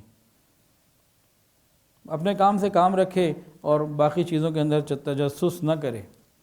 اسی طرح مہمان کو چاہیے کہ میزبان کے خادم کے اوپر احکامات نہ ڈالے، اس کو حکم نہ چلائے۔ اور اسی طرح جو میزبان کھانا کھلاتے ہوئے احسان جتلائے، اس کا چاہے کھانا نہ کھائے، باہر چلا جائے۔ اصل میں تو میزبان کو احسان ماننا چاہیے کہ جناب آپ کا احسان ہے کہ آپ میرے یہاں آئے ہیں، یہ ہونا چاہیے۔ تو یہ شریعت کے اندر باتیں ہیں، تو انسان اچھے طریقے سے ان کے اوپر عمل کرے تو بہت زیادہ برکتیں اللہ تعالیٰ عطا فرما دیتے ہیں۔ بغیر اجازت کسی کے ہاں جانا، یہ چور بن کے داخل ہوتا ہے، ڈاکو بن کے باہر آتا ہے، اطلاع دے کے جانا چاہیے۔ دعوت کو قبول کرنا، اتباع سنت کی نیت سے دعوت قبول کرنا یہ عبادت ہے، اور دوسرے مومن کا حق بھی ہے کہ مومن کو دعوت دے تو انسان کو چاہیے کہ دعوت کو قبول کرے۔ بلا وجہ انکار یا اللہ رب العزت کی نعمت کا انکار ہے۔ بلا وجہ کا انکار یہ غلط ہے، کوئی وجہ ہے، کوئی مصروفیت ہے، دینی مصروفیت ہے، کام ہے تو اور بات ہے۔ باقی جو دینی اعتبار سے علماء ہوتے ہیں، مصروف لوگ ہوتے ہیں، ان کی دعوت کرنے کا جو معیار ہے نا وہ تھوڑا مختلف ہے۔ حضرت مولانا اشرف علی تھانوی رحمۃ اللہ نے لکھا ہے، اور بھی علماء نے اس کو کتابوں میں لکھا ہے، ہمیں وہ سمجھ میں نہیں آتا کیسے کرنی چاہیے ان کی دعوت۔ افضل ترین درجہ یہ ہے کہ ان کو کیش ہی دے دیں، بھائی یہ آپ کا میں نے کھانا کھلانا تھا، 10,000 میرے لگنے تھے، 10,000 پکڑو بھائی۔ دوسرا درجہ، کھانا پکا کے بھیج دیں۔ ابھی 3-4 دن پہلے کی بات ہے، ہمارے پٹیالہ گراؤنڈ میں ایک دکاندار ہیں، تو وہ ہمارے ڈیلر بھی ہیں، سامان بھی لیتے ہیں، بیت بھی ہیں، پوری فیملی، ان کی بیگم عالمہ بن رہی ہیں۔ وہ جناب ہر سال جو ہے نا ایک دمبا پکوا کے لاتے ہیں تو دعوت کرتے ہیں، کبھی سال میں 2 دفعہ بھی کرتے ہیں۔ تو کئی دن پوچھتے رہتے ہیں آپ کس دن فارغ ہیں، کس دن آ جاؤں، کس دن آ جاؤں۔ پھر جناب وہ دیسی گھی کے اندر دمبا جو ہے نا، تو کبھی اس کا ابھی تو وہ لے کر آئے تھے چانپ اور قیمہ، اور ساتھ جناب حلوہ بھی مولویوں کے لیے ضرور آتا ہے دیسی گھی کا، اور اوپر سے وہ کاوا بھی لے کر آتے ہیں کہ جو آپ نے کھایا ہے وہ کور بھی ہو جائے۔ تو وہ باقاعدہ اہتمام کے ساتھ لے کر آتے ہیں. ہمیں بڑا مزہ آتا ہے کہ بھی گھر بیٹھے دعوت ہو گئی, جانا آنا گھنٹہ جانا, پھر ٹائم ادھر, تو مزے ہو گئے. تو پہلا درجہ نقدی بندہ پکڑا دیں, دوسرا درجہ کھانا پہنچا دیں, آخری درجہ ہے کہ اپنے گھر بلائے. تو یہ بھی ہے, لیکن جانا بھی چاہیے, اور ہر طریقے سے ہے کہ حالات کے اوپر ڈیپینڈ کرتا ہے. لیکن اگر کسی نے دعوت دی اور بلا عذر کسی نے منع کر دیا, یہ کیا ہے؟ یہ اللہ رب العزت کی نعمتوں کا انکار سمجھا جاتا ہے. بھئی اللہ تعالیٰ اس کے ذریعے کھانا اپنے رزق کا مقدر کا ہوتا ہے. ایک بزرگ ہیں ابو تراب رحمۃ اللہ علیہ, فرماتے ہیں کسی نے مجھے دعوت دی اور میں نے منع کر دیا, حالانکہ میرے پاس کوئی ریزن نہیں تھی منع کرنے کی, وقت بھی تھا, سب کچھ تھا, میں نے منع کر دیا تو اس کے بعد 14 دن تک مجھ پہ فاقہ آیا. پھر خیال آیا کہ میں نے اللہ کی نعمت کا انکار کیا تھا نا, تو پھر معاملہ ایسے ہو گیا. ایک بزرگ تھے, ان کو جب کوئی دعوت دیتا نا فوراً قبول کر لیتے, فوراً. کہا آپ اتنا جلدی قبول کر لیتے؟ کہاں میں اس لیے قبول کر لیتا ہوں کہ میں دعوت میں جنت کے کھانوں کا ایک نظارہ دیکھ رہا ہوتا ہوں. یہ کیا مطلب؟ جنت کے کھانوں کا نظارہ کیسے آ گیا؟ تو فرماتے کہ بھی جنت میں بغیر مشقت کے, بغیر محنت کے مزے کے کھانے دسترخوان پہ لگے ہوئے ملیں گے. تو مجھے یہاں پہ یہی منظر نظر آتا ہے کہ میزبان ساری مشقت محنت تو سب وہ کر رہا ہے, کما کے وہ لا رہا ہے, میرے سامنے تو مزے کے کھانے لگ گئے, تو میں تو جنت کی نعمتوں کا مشاہدہ کر رہا ہوتا ہوں. اب یہ سوچ کی بات ہے. سبحان اللہ. مہمان کو چاہیے کہ بھوک اور جھوٹ ان دو چیزوں کو جمع نہ کرے. بھوک لگی ہوئی ہے, نہیں بس میں نے نہیں کھانا, بھوک ہے تو کھا لو. تو جھوٹ اور بھوک منع نہیں کرنا چاہیے, جھوٹ اور بھوک دو چیزیں جمع نہیں کرنی چاہیے. اور اگر مہمان کو کسی قسم کا کوئی پرہیز ہے, شوگر ہے, بلڈ پریشر ہے, کوئی وہ معاملہ ہے, تو کھل کے بتا دیں کہ بھئی ایسے ایسے معاملہ ہے. آپ کبھی میری دعوت کریں گے نا, پھر آپ کو پتہ لگے گا کہ کھل کے بتانا کیا ہوتا. پوری تفصیل کھول کے میں پورا ریکارڈنگ بھیج دیتا ہوں واٹس ایپ پہ کہ بھئی یہ چیزوں کا آپ خیال کریں. بھئی مجھے آسانی اس میں اللہ خیر صلی اللہ, اس میں کوئی بات ہے, تو کتابوں میں باتیں لکھی ہوئی ہیں. اچھا, مہمان اگر کہیں جائے تو ادب یہ ہے کہ جس دروازے سے کھانا آ رہا ہو نا, بار بار اس کو نہ دیکھے کہ اب کیا آ رہا ہے, اب کیا آ رہا ہے. جدھر بیٹھا ہے خاموشی سے بیٹھا رہے. اچھا, مہمان میزبان کے گھر جا کر پانی اور نمک کے علاوہ کسی چیز کا سوال نہیں کر سکتا, اب یہ لے کر آؤ, اب یہ لے کر آؤ, اب یہ لے کر آؤ. ہاں کہیں بہت بے تکلفی ہوتی ہے, اس کے معاملات کچھ اور ہوتے ہیں. مہمان کے لیے 4 باتیں ہیں. نمبر 1, میزبان جہاں بٹھائے وہاں بیٹھ جائے, جو کھلائے وہ کھا لے, اور اس کی اجازت کے بغیر نہ جائے, اور کھانا کھانے کے بعد میزبان کے لیے دعا کرے.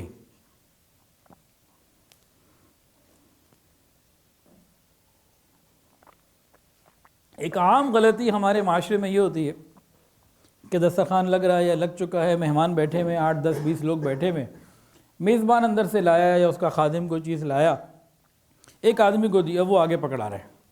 بھئی آپ کو کس نے کہا آگے پکڑانے کو؟ آپ کو مل ہے, آپ رکھ لیں اپنے لیے, وہ آگے وہ خود دے گا, آپ کو اجازت ہی نہیں ہے. اور یہ بھی لکھا ہے کہ آپ مہمان اگر ہو, دسترخوان کے اوپر ہڈیاں پڑی ہوئی ہیں اور سامنے کو بلی آ گئی ہے, آپ بلی کو بھی بغیر اجازت کے نہیں ڈال سکتے, آپ مالک تو نہیں ہیں. اب میزبان نے کس ترتیب سے تقسیم کرنا ہے, کیا کرنا ہے, وہ اسے پتہ ہے. ہو سکتا ہے بھئی آپ کی کسی جیسے آپ کو شوگر ہے, وہ آپ کے لیے لے کر آئے شوگر فری, آپ کو پکڑایا, آپ نے آگے چلا دیا, اب دوبارہ آپ کو شوگر والا مل گیا. کئی وجوہات ہو سکتی ہیں. تو اس لیے میزبان جس کے سامنے جو چیز رکھے وہ ٹھیک ہے, آپ آگے نہیں بڑھا سکتے, یہ نہیں ہوتا.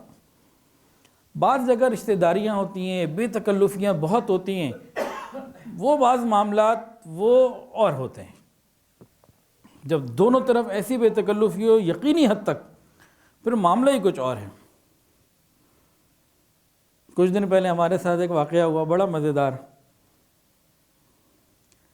بیگم صاحبہ کی کہیں دعوت آئی, میری بھی آئی, تو مجھے کچھ عذر تھا, تو میں نے کہا بھئی آپ تو جائیں, اور ہماری فلاں اسٹوڈنٹ ہیں ان کو ساتھ لے کے جائیں، آپ اکیلی نہ جائیں۔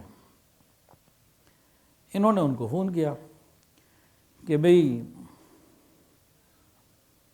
آپ چلے ہمارے ساتھ۔ اب انہوں نے آگے سے تقوی کا بخار چڑھا ہوا تھا، تو کہا کہ اس طرح بغیر اجازت کے جانا تو جائز نہیں ہے، تو گناہ ہے۔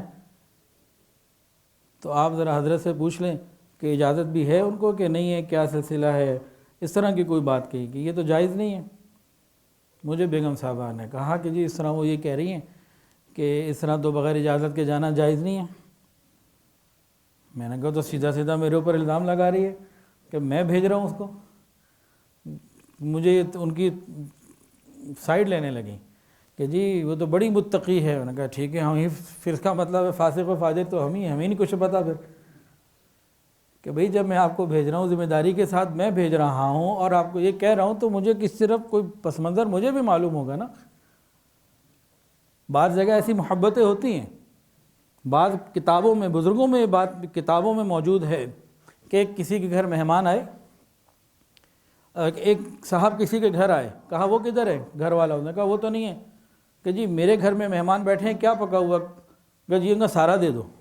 وہ سارا لے کے چلے گئے، اور جب وہ واپس آئے گھر کا مالک، اس کو بڑی خوشی ہوئی کہ یہ میرے پاس آئے اور سارے گھر کا کھانا لے گئے، میں تو اس پہ بڑا خوش ہوں، اور بیوی کو انہوں نے انعام دیا۔ ایک اور واقعہ سنیے، بھئی جہاں بے تکلفی ہوتی ہے، محبتیں ہوتی ہیں، وہاں کے اصول پھر محبت والے ہوا کرتے ہیں، لیکن یہ ہر جگہ کی نوعیت پہ فرق پڑتا ہے، یہ ایک اصول نہیں ہے جو ہر جگہ چل جائے۔ دیکھیں بغداد میں ایک تاجر رہتے تھے اور وہ زعفران کی تجارت کیا کرتے تھے، تو زعفرانی بغدادی ان کا نام تھا، زعفرانی بغدادی۔ ایک مرتبہ امام شافعی رحمۃ اللہ علیہ ان کے گھر مہمان آئے، ان کو بڑی خوشی ہوئی کہ اتنے بڑے اللہ والے عالم میرے گھر آئے ہیں، بڑے خوش ہوئے۔ تو انہوں نے صبح اپنے کام پہ جانے سے پہلے اپنی باندی کو ایک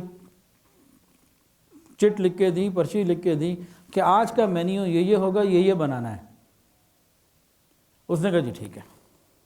اب وہ جب واپس آئے نا کھانے کے وقت میں، دوپہر کو یا شام کو جو بھی وقت ہوگا، تو دیکھا جو میں نے لکھا ہوا ہے وہ سارا تو ہے، ایک اور ڈش رکھی ہوئی ہے۔ تو باندی کو کہا یہ تو نے کیا کیا، یہ تو میں نے نہیں کہا تھا، کیوں بنائی تم نے؟ ناراض ہوئے۔ انہوں نے کہا بھائی ناراض نہ ہو، مجھے امام شافعی نے بلایا تھا کہ بھی کھانے میں کیا کیا ہے، تو میں نے بتا دیا، میں نے چٹھی دکھا دی، تو انہوں نے اپنے ہاتھوں سے اس ڈش کا نام لکھا، تو میں نے وہ بھی بنا دی۔ جیسے ہی ان کو یہ معلوم ہوا کہ امام شافعی رحمۃ اللہ علیہ نے اپنی خواہش اپنی مرضی سے ایک چیز میں اضافہ کروایا اور میری باندی نے وہ بنا بھی لی، اتنا خوش ہوئے باندی کو ہی آزاد کر دیا۔ تو یہ محبتوں اور تعلقات کے اوپر بات ہوتی ہے کہ بھئی آپ کا وہاں تعلق کیسا ہے۔ اگر تعلق میں گنجائش ہے تو جناب آپ بے وقت بھی چلے جائیں، جب مرضی چلے جائیں۔ تو ڈیپینڈ کرتا ہے دو طرفہ تعلقات کے اوپر۔ تو ہر آدمی اس چیز کو محسوس کرے کہ وہ میرے آنے سے خوشی محسوس کرے گا یا میرے آنے سے بوجھ محسوس کرے گا۔ اگر آپ کو یقین ہے کہ وہ آپ کے جانے سے دلی خوشی محسوس کرتا ہے تو پھر بہت ساری گنجائشیں آپس کے تعلقات کی بنیاد پر نکل آتی ہیں۔ حضرت تھانوی رحمۃ اللہ علیہ کے پاس حضرت حاجی امداد اللہ مہاجر مکی رحمۃ اللہ علیہ تشریف لائے، انہوں نے ان کا بڑا اکرام کیا، بہت ساری پلیٹوں میں کھانا رکھا۔ حضرت ابوبکر صدیق رضی اللہ عنہ فرماتے ہیں کہ مہمان کی تواضع کے اندر اسراف نہیں، اس کے لیے زیادہ چیزیں تیار کرنا یہ فضول خرچی میں نہیں آتا کہ بھی جو اس کا دل کرے وہ کھلایا جائے۔ ماوراء النہر کے علماء میں ایک بات یہ بھی ہے وہاں کے لوگوں میں کہ 4 آدمیوں کا کھانا، 4 آدمی مہمان کے طور پر آئے نا، وہ 20 آدمیوں کا کھانا بھی رکھ دیتے ہیں۔ ان سے پوچھا گیا بھئی کیوں؟ کہنے لگے بھئی مہمان کے سے بچا ہوا کھانا برکت والا بھی ہوتا ہے، انشاءاللہ اس کا حساب بھی نہیں ہوگا، تو ہم سارا کچھ ہی رکھ دیتے ہیں، بہت زیادہ رکھ دیتے ہیں کہ مہمان نے تو اتنا ہی کھانا ہے جتنا کھا سکتا ہے، باقی پھر ہم جو ہے نا وہ برکت والا کھانا کھا رہے ہوتے ہیں۔ اپنی اپنی نیت ہے۔ حضرت خواجہ ابو الحسن خرقانی رحمۃ اللہ علیہ ہمارے سلسلے کے ایک بزرگ ہیں، عجیب بات فرماتے تھے۔ فرماتے ہیں کہ میں نے زندگی کے 40 سال اپنے گھر میں جو کھانا پکوایا وہ مہمان کی مہمانی کی نیت سے پکوایا. مہمان آ گیا تو بہت اچھا، نہیں آیا تو ہم نے کھا لیا کیونکہ کھانا تو کھانا ہی ہے. پکوائے مہمانوں کے لیے، بھئی مہمانوں کے لیے پکاؤ. تو جو بھی کھایا وہ مہمان کی نیت سے گھر میں پکا تھا وہی کھایا، کہ گھر میں پکتا ہی اس لیے کہ مہمانوں کے لیے پکانا ہے. اب یہ اپنی اپنی نیتوں کی بات ہے. حضرت جنید بغدادی رحمۃ اللہ علیہ فرماتے تھے کہ 3 موقعوں کے اوپر رحمت کا نزول ہوتا ہے. ایک، جب صوفیاء مل کر کھانا کھائیں. دوسرا، جب محبت الہی کی باتیں کی جائیں. اور تیسرا، جب مل کر ذکر مراقبہ کیا جائے. حضرت جنید بغدادی رحمۃ اللہ علیہ کے ساتھ ایک مرتبہ ایک عجیب واقعہ پیش آیا. ایک آدمی تھا، کوئی بڑا آدمی، اس کے گھر میں دعوت تھی. اس کا بیٹا حضرت جنید بغدادی رحمۃ اللہ علیہ کا شاگرد تھا، معتقد تھا. تو حضرت کے پاس آیا، حضرت ہمارے ہاں گھر میں دعوت ہے تو آج رات کو آپ ہمارے ہاں تشریف لائیں. میں کہا ٹھیک ہے، دعوت قبول کر لی. شام کو پہنچ گئے. دروازے پہ باپ کھڑا ہوا تھا. اس کو کہا آپ کو تو میں نے نہیں بلایا، آپ کیسے آئے؟ وہ واپس چلے گئے. اب بیٹا حضرت کے انتظار میں تھا، اس کو نہیں پتا کہ وہ آئے اور چلے گئے. وہ پھر گیا کہ حضرت اب تو رات ہو گئی، کھانا لگنے والا ہے، جلدی آ جائیں، کھانا بالکل تھوڑی دیر میں لگے گا، آپ کی دعوت ہے. وہ دعوت دے کے پھر کہیں چلا گیا. حضرت جنید بغدادی رحمۃ اللہ علیہ پھر آئے تو آگے پھر باپ ملا کہ جی ابھی تو آپ کو بتایا کہ آپ کی دعوت میں ہیں. وہ واپس چلے گئے. اب ادھر کھانا لگنے لگا. اس نے کہا حضرت ابھی تک نہیں آئے. وہ پھر دوڑا ہوا ہے، حضرت اب تو کھانا لگنے لگا، فوراً آ جائیں، آپ کی دعوت تھی. حضرت نے کہا ٹھیک ہے میں آتا ہوں. یہ آ کے پھر کہیں مصروف ہو گیا اور تیسری مرتبہ پھر لڑکے کا باپ کھڑا ہوا تھا. کہا جی آپ کو 2 مرتبہ بھی سمجھایا ہے، آپ کی دعوت نہیں ہے، ہمارا اور فنکشن ہے، آپ کی اس میں دعوت نہیں ہے. تیسری دفعہ واپس آ گئے. ادھر کھانا شروع ہو گیا. وہ چوتھی دفعہ دعوت دینے پہنچ گیا کہ حضرت کھانا لگ گیا، آپ آئے نہیں. کھانا شروع ہو گیا. حضرت نے بات سنی، پھر چل پڑے. چوتھی دفعہ پھر باپ ملا، پھر واپس آ گئے. اب یہاں نا ایک تصوف کی بات ہے سمجھنے والی. ان سے بعد میں کسی نے پوچھا حضرت یہ کیا معاملہ؟ کہا کہ میرا اس وقت تجلیات افعالیہ کا سبق چل رہا تھا. اس سبق کے اندر انسان کی کیفیت ایسی بن جاتی ہے کہ جو کچھ ہو رہا ہو اس کو اللہ کی طرف سے ہونا سمجھتا ہے. مخلوق نکل جاتی ہے دل دماغ سے، جو ہو رہا ہے وہ اللہ کی طرف سے ہو رہا ہے. جہاں سے ہو رہا ہے اور جو ہو رہا ہے سب اس کو اللہ کی طرف سے ہوتا ہوا نظر آتا ہے.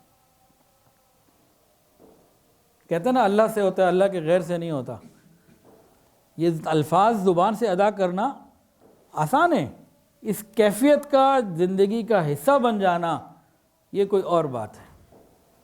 تو ان کا تجلیات افعالیہ کا سبق تھا. ہمارے سلسلے میں یہ سبق ہے الحمدللہ. جو اسباق آگے کرتے ہیں بڑھتے ہیں پھر یہ اس میں آتا ہے. اس وقت سالک کیا محسوس کرتا ہے؟ جیسے جنید بغدادی رحمۃ اللہ علیہ محسوس کیا کیا کہ بھئی دعوت دی بیٹے نے تو انہوں نے کہا تو اللہ کی طرف سے دعوت آئی ہے چلو. باپ نے دروازے پہ منع کر دیا، انہوں نے کہا تو اللہ نے منع کر دیا، اللہ کی طرف سے منع نہیں جا سکتا، واپس آ گئے. وہ انسانوں کو نہیں دیکھ رہے ہوتے، وہ سوچ رہے ہوتے ہیں جو ہو رہا ہے سب اللہ کی طرف سے ہو رہا ہے. اس کی ایک اور مثال سمجھ لیجئے. ایک اللہ والے تھے، وہ کہیں گئے، وہ ایک اللہ والے کہیں جا رہے تھے تو بارش کا موقع تھا. تو 2 میاں بیوی قریب سے کہیں گزرے اور ان کے پاؤں سے کوئی چھینٹ نکلی جو بیوی کے کپڑوں پہ جا لگی.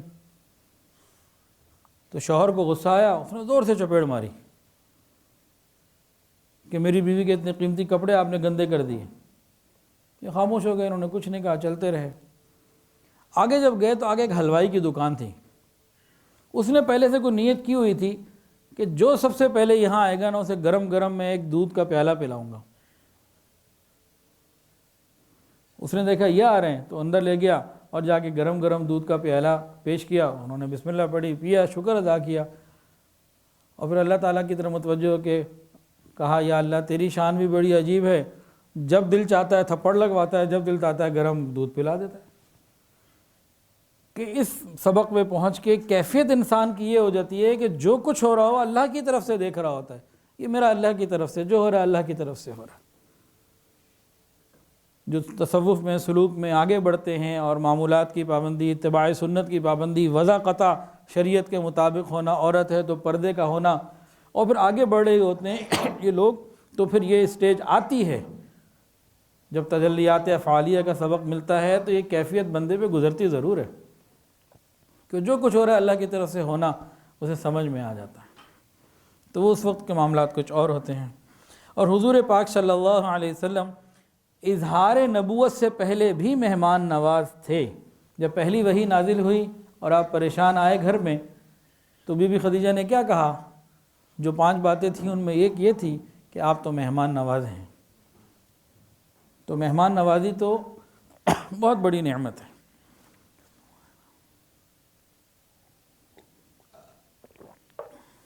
مہمان کا رزق پہلے بھیجا جاتا ہے، مہمان بعد میں آتا ہے۔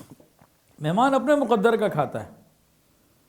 ابھی گلگت کے سفر پہ جانا ہوا، داؤد ڈار صاحب ساتھ تھے، وہ ذرا مذاق بھی بہت کرتے ہیں، سب کو خوش رکھتے ہیں، تو انہوں نے اجراء مذاق ایک بڑی عجیب بات کہی۔ وہاں ایک جگہ ہم گئے پٹن میں، حافظ محمد صاحب سے، انہوں نے جناب بڑا اچھا اکرام کیا ہوا تھا، خوب ماشاءاللہ ڈشز تھیں، اور جب کھانا کھا لیا انہوں نے کہا کہ بھئی ہم لاہور سے اتنی دور گھنٹوں کا 10-15 گھنٹے کا سفر کر کے یہاں پہنچے ہیں، کھانا ہم نے کھایا، ہم نے اپنے مقدر کا کھایا، ان کا نہیں کھایا۔ ان کو چاہیے کہ ہمارا شکریہ ادا کریں کہ اتنی دور سے کھانے آ گئے، نہیں تو لاہور پہنچانا پڑتا تھا تو ہمارے مقدر کا۔ یہ خیر ایک ان کا ایک مزاحیہ سی بات تھی، لیکن اس سلسلے میں ایک واقعہ بھی ہے، بس انشاءاللہ چند منٹوں میں پورا کرتے ہیں پھر نماز پڑھتے ہیں انشاءاللہ۔ اللہ اکبر کبیرہ۔ ایک گھر میں میاں بیوی تھے، کہیں پہ ایک میاں بیوی تھے، آپس کے اندر نہ کوئی تلخ کلامی ہو گئی، کوئی رنجش ہو گئی۔ ابھی ایک گھر میں اس طرح گرمی کا ماحول تھا، ادھر سے مہمان آ گیا، انہوں نے ریسیو کیا اور مردوں کے جگہ پہ مہمان کو بٹھایا اور کہا بیٹھے میں آتا ہوں، یا کہ اپنی بیوی کے پاس آیا، کہنے لگا کہ بھئی دیکھو بھئی میری تمہاری جو باتیں تھیں وہ ہوتی رہیں گی، ابھی مہمان آ گیا، کوئی کھانا کھلاؤ، کچھ کھانا بناؤ۔ وہ غصے میں تھی کہ نہ تیرے لیے کچھ ہے نہ تیرے مہمان کے لیے کچھ ہے۔ اب بیوی کا موڈ خراب تھا، اب یہ پریشان، مہمان بھی آ گیا، کیا کریں؟ تو مہمان کے پاس گیا کہ جی آپ بیٹھیں تو میں آتا ہوں۔ پھر یہ برابر میں پڑوسی کے پاس چلا گیا، اچھا تعلق تھا ان سے، وہاں جا کے دروازہ نوک کیا، ہاں جی کہ بھئی ذرا بیوی کی طبیعت خراب ہے، اس کے میں تو اس کی نیت خراب تھی، موڈ خراب تھا، پردے رکھنے پڑتے ہیں کہ جی ذرا بیوی کی طبیعت خراب ہے، مہمان آ گیا تو کوئی روٹی ہے تو دے دیں۔ کہا اچھا ابھی دیتے ہیں، اب تھوڑی دیر بعد آئے، ہم کھانا پکاتے ہیں اور لے جاتے ہیں۔ یہ مطمئن ہو گیا کہ چلو گھر میں مہمان ہے، اس کو کچھ کھانے کو مل جائے گا۔ تو یہ پھر جب واپس گھر آیا، مہمان کے پاس بیٹھا، پھر اندر گیا تو دیکھا کہ بیوی بیٹھی رو رہی ہے۔ کہا یہ شیرنی رو رہی ہے تو رونے والی نہیں تھی۔ تو بولی بھئی کیا بات ہے، خیریت ہے، کیوں رو رہی ہو؟ نے کہا جی مجھے معاف کر دیں، میں جو ہے نا بس غلطی ہو گئی۔ تو اور زیادہ حیران ہوا کہ یہ آج کیا لہجہ ہو گیا کہ معافیاں مانگ رہی ہے بیوی اور معافیاں مانگے، یہ آج کیا ہوا؟ تو رونے والی بھی نہیں تھی اور معافی مانگنے والی بھی نہیں تھی۔ بھئی مسئلہ کیا ہے، ہو کیا گیا آپ کو؟ اس نے کہا بھئی بات یہ ہے کہ جب میں نے آپ کو منع کر دیا تھا نہ تمہارے لیے نہ تمہارے مہمان کے لیے، پھر آپ چلے گئے، آپ کدھر گئے تو آپ کو پتہ ہوگا۔ پھر تھوڑی دیر بعد خیال آیا کہ بھئی میری تو لڑائی تم سے تھی، مہمان سے کیا تھی، اس کا کیا قصور؟ میں کہا چلو جاتی ہوں، آٹا نکالتی ہوں، کچھ روٹی شوٹی بناتی ہوں۔ تو میں گئی تو میں نے دیکھا ہے کوئی نورانی چہرے والا ہمارے آٹے کے توڑے میں سے آٹا نکال رہا ہے۔ تو میں پہلے تو ڈری، پھر پوچھا کون ہو تم؟ اس نے کہا تمہارے گھر مہمان آیا تھا، اس کا رزق اس بوری میں تھا، اب کھانا برابر میں بن رہا اس کا، تو میں ادھر سے ادھر پہنچا رہا ہوں۔ تو مہمان ہمیشہ بعد میں آتا ہے، اللہ رزق پہلے دیتے ہیں۔ ایک حدیث میں ہے جب تک دسترخوان بچھا رہتا ہے اللہ تعالیٰ کے فرشتے اہل خانہ کے لیے رحمت کی دعا کرتے رہتے ہیں۔ بعض گھروں میں ایسا بھی ہے کہ وہ مہمان کے لیے جو ان کے بیٹھنے کی جگہ ہوتی ہے نا اس کے قریب کوئی نہ کوئی چیز رکھتے ہیں، جیسے کوئی ٹافیاں ہو گئیں، کوئی اور ڈرائی فروٹ ہو گئے، ایسی چیزیں جو خراب نہیں ہوتی، وہ مہمانوں کی مہمان نوازی کے لیے ایسی چیزیں مستقل تیار رکھتے ہیں، اور اوپر ہلکا سا کپڑا سا ڈالا ہوتا ہے، کوئی چیز ڈھکی ہوئی ہوتی ہے، اس نیت کے ساتھ کہ جیسے ہی مہمان آئے فوری طور پر مہمان نوازی شروع ہو جائے۔ تو ان کا گویا دسترخوان لگا رہتا ہے، وہ چیزیں اس کے اوپر سجی رہتی ہیں جو کور رہتی ہیں، اور اس دسترخوان پر گویا اس گھر پر ہر وقت رحمت نازل ہو رہی ہوتی ہے، کہ ان کی نیت یہ ہوتی ہے کہ مہمان کے لیے۔ اب کتنے ایسے لوگ ہیں جو ان چیزوں کو افورڈ کر سکتے ہیں، اور اس طرح کی کوئی چیز جیسے چنے ہیں بھنے ہوئے یا اور کس طرح کی چیز سرونگ کی وہ رکھی ہوتی ہیں کہ مہمان آئے اور فوری طور پر سرونگ ہو جائے۔ تو نیت ان کے پیچھے یہ ہوتی ہے کہ بھئی جتنی دیر یہ لگا رہے گا، وہ تو 24 گھنٹے ہی لگا رہتا ہے، سارا ہفتہ اور سارا سال لگا رہتا ہے، مہمان نے تو اپنے ہی وقت پر آنا اور اپنا ہی کھانا ہے، لیکن ان کے گھر میں رحمتیں ہر وقت نازل ہوتی رہتی ہیں۔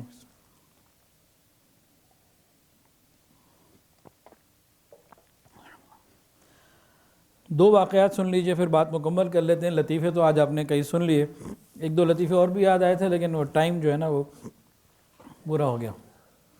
نبی علیہ السلام کے زمانے میں مہمان نوازی سب بڑے شوق سے کرتے تھے۔ آپ کے پاس مہمان روز آتے، کبھی 2، کبھی 5، کبھی کم، کبھی زیادہ، کبھی 20 آتے۔ آپ صحابہ سے پوچھتے بھی کون اور کتنے کو لے جائے گا؟ کوئی 1 لے جاتا، کوئی 2 لے جاتا، کوئی زیادہ، جس کے گھر میں جتنا ہوتا اس حساب سے وہ ڈسٹریبیوٹ کر لیتے اور مہمانوں کو کھانا کھلاتے۔ اسی طرح نبی علیہ السلام کے پاس مہمان تھے ایک مرتبہ، تو اپ نے فرمایا بھی کون کون لے جائے گا؟ تو ایک انصاری صحابی تھے، انہوں نے کہا 1 کو میں لے جاؤں گا۔ اب وہ مہمان کو لیا، اپنے گھر آئے، بیوی سے پوچھا کچھ کھانے پینے کو ہے؟ کہا نہیں، اتنا ہی ہے کہ 1 ہی آدمی کھا سکتا ہے، اگر بچے کھا لیں تو پھر ہمیں نہیں ملنا، اور ہم میں بھی 1 ہی کھا سکتا ہے، اور مہمان کو کھلا دیں تو پھر کسی کو بھی نہیں ملنا۔ تو انہوں نے کہا بھی دیکھو یہ تو حضور پاک صلی اللہ علیہ وسلم کا مہمان ہے، تو کیا کیا جائے؟ بیوی نے کہا پریشانی کی کوئی بات نہیں ہے، آج کل کی بیویاں تھوڑی تھیں کہ پہلے اجازت لینی پڑے، ہاں بھئی لے آؤں مہمان، اور اس کے بعد پھر اور معاملات۔ ان کا کوئی مسئلہ نہیں ہے، ایسا ہے بچوں کو تو میں بھی کسی بہانے سے سلا دیتی ہوں، تو بچوں کا تو معاملہ ایسے ہو جائے گا سائڈ پہ، باقی رہ گئے آپ اور میں، تو میں آج فاقہ کروں گی، میں کچھ نہیں کھاؤں گی۔ اب رہ گئے آپ گھر میں، اور ایک رہ گیا مہمان، تو ویسا کریں دسترخوان لگائیں، کھانا رکھتے ہیں، دسترخوان کے اوپر کھانا رکھیں، اور جیسے ہی کھانا رکھا جائے فوراً چراغ ٹھیک کرنے کے ارادے سے اٹھیں اور چراغ کو گل کر دیں، اندھیرا ہو گیا۔ اور اس کے بعد دسترخوان پہ بیٹھے بیٹھے آپ مہمان کے ساتھ کھانا اس طریقے سے کھائیں کہ بوٹی وہی اٹھائے، روٹی وہی اٹھائے، آپ ایکشن کرتے رہیں کہ جیسے آپ بھی کھا رہے ہوں۔ تو اس طریقے سے نظر بھی کچھ نہیں آئے گا، اس کو پتہ بھی نہیں چلے گا، وہی سمجھے گا کہ بھی میں میزبان کے ساتھ مل کے کھا رہا ہوں، وہ بھی کھا رہا ہے میں بھی کھا رہا ہوں، اور اس طریقے سے وہ کھانا کھا لے گا، اس کا پیٹ بھر جائے گا، اور نبی علیہ السلام کے مہمان کا اکرام ہو جائے گا۔ ان لوگوں نے آپس میں جب یہ پلاننگ کر لی اور اسی کے مطابق عمل کیا، دسترخوان لگایا، کھانا رکھنے لگے، ادھر سے چراغ بجھا دیا گیا، اندھیرا ہو گیا، اور وہ مہمان کھاتا رہا، اور یہ ہاتھ جو ہے قریب آگے پیچھے کرتے رہے، اٹھاتے کچھ نہ تھے۔ جب یہ عمل کیا، اللہ رب العزت کو یہ عمل اتنا پسند آیا، فرشتے کے ذریعے حضور پاک صلی اللہ علیہ وسلم کو اطلاع دلوا دی۔ نبی علیہ السلام نے بھی خوشی کا اظہار فرمایا۔ وَيُؤْثِرُونَ عَلَىٰ أَنفُسِهِمْ وَلَوْ كَانَ بِهِمْ خَصَاصَةٌ، قرآن کی آیت اتار دی۔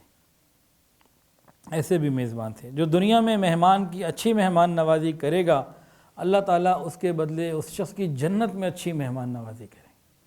جنت تو ایک مہمان خانہ ہے، یہاں مہمان کی اچھی مہمان نوازی کرنا، یہ جنت کے مہمان خانے میں نہ مہمان نوازی کی آپ سمجھیں کہ تیاری ہو رہی ہے۔ اور آخری واقعہ عرض کر کے بس بات مکمل کرتا ہوں۔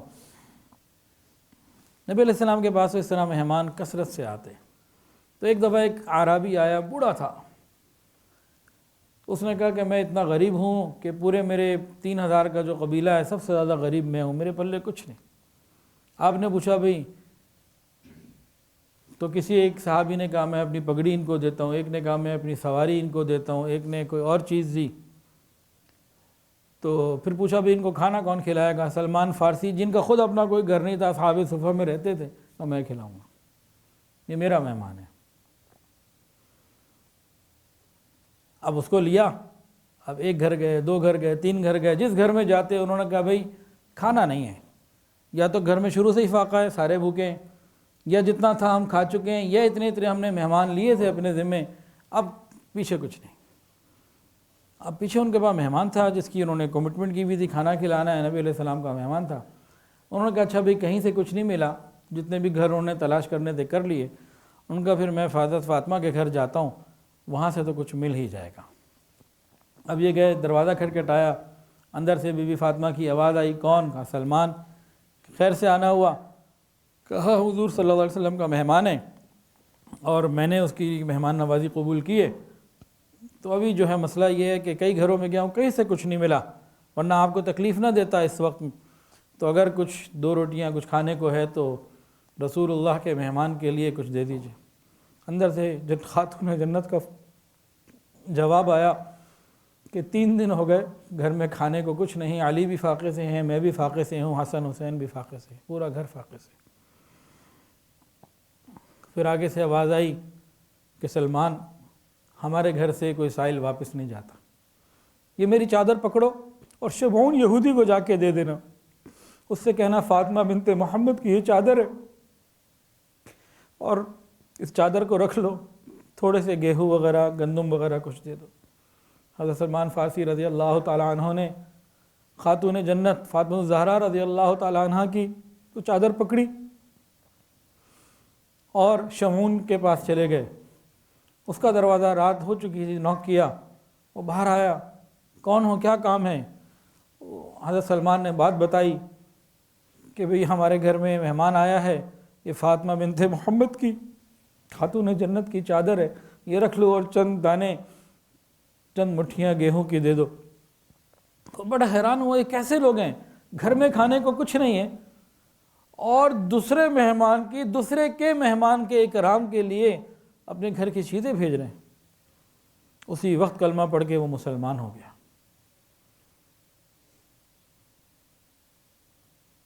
پھر اس نے چادر بھی واپس کر دی اور گندم یا جو بھی تھا، گیہوں اناج بھی کچھ دیا، کہا یہ بھی لے جاؤ اور چادر بھی میں واپس کرتا ہوں۔ حضرت سلمان فارسی رضی اللہ تعالیٰ عنہ دونوں چیزیں لے کر آئے، دروازہ نوک کیا، بی بی فاطمہ کو ساری بات بتائی کہ یہ اس نے اناج بھی دیا اور یہ چادر بھی واپس دے دی، اور کہا کہ اب آپ کچھ بنا کے مجھے دے دیں۔ حضرت فاطمہ الزہرا رضی اللہ تعالیٰ عنہ اسی وقت پہلے تو اس کو چکی میں پیسا، پھر گوندا، پھر روٹیاں پکائیں، اور جتنی روٹیاں بنی ساری کی ساری جا کے حضرت سلمان کو دے دیں۔ حضرت سلمان نے کہا بھی کہ روٹیاں زیادہ ہیں، مہمان کی اپنی ضرورت سے وہ ایک آدمی ہے، تو آپ اس میں سے 1-2 روٹیاں رکھ لیں اپنے لیے، یا بچوں کے لیے روٹی رکھ لیں۔ فاطمہ نے فرمایا کہ جو چیز میں دے چکی اللہ کے راستے میں وہ دے چکی، ہم دی ہوئی چیز واپس نہیں لیتے، اہل بیت دی ہوئی چیز واپس نہیں لیتے۔ تو انہوں نے ساری روٹیاں ان کو دے دیں۔ حضرت سلمان نے مہمان کو بھی کھلایا اور نبی علیہ السلام کو جا کے اطلاع بھی کی اور سارے واقعے کی تفصیل بتائی۔ نبی علیہ السلام نے واقعہ سنا، آئے اپنی بیٹی کے پاس، کہ سر پہ شفقت کا ہاتھ رکھا اور اللہ تعالیٰ سے دعا کی اور کہا فاطمہ میں تم سے راضی ہوں۔ تو مہمان کا اکرام کرنا مکارم اخلاق میں سے ہے۔ اللہ تعالیٰ تمام اخلاق ہمیں عطا فرمائے۔ وآخر دعوانا ان الحمدللہ رب العالمین۔ ویڈیو کے نیچے سبسکرائب کے بٹن پہ کلک کریں، بیل کے آئیکن پہ کلک کیجئے تاکہ ہر نئی ویڈیو کی نوٹیفیکیشن آپ کو مل جائے۔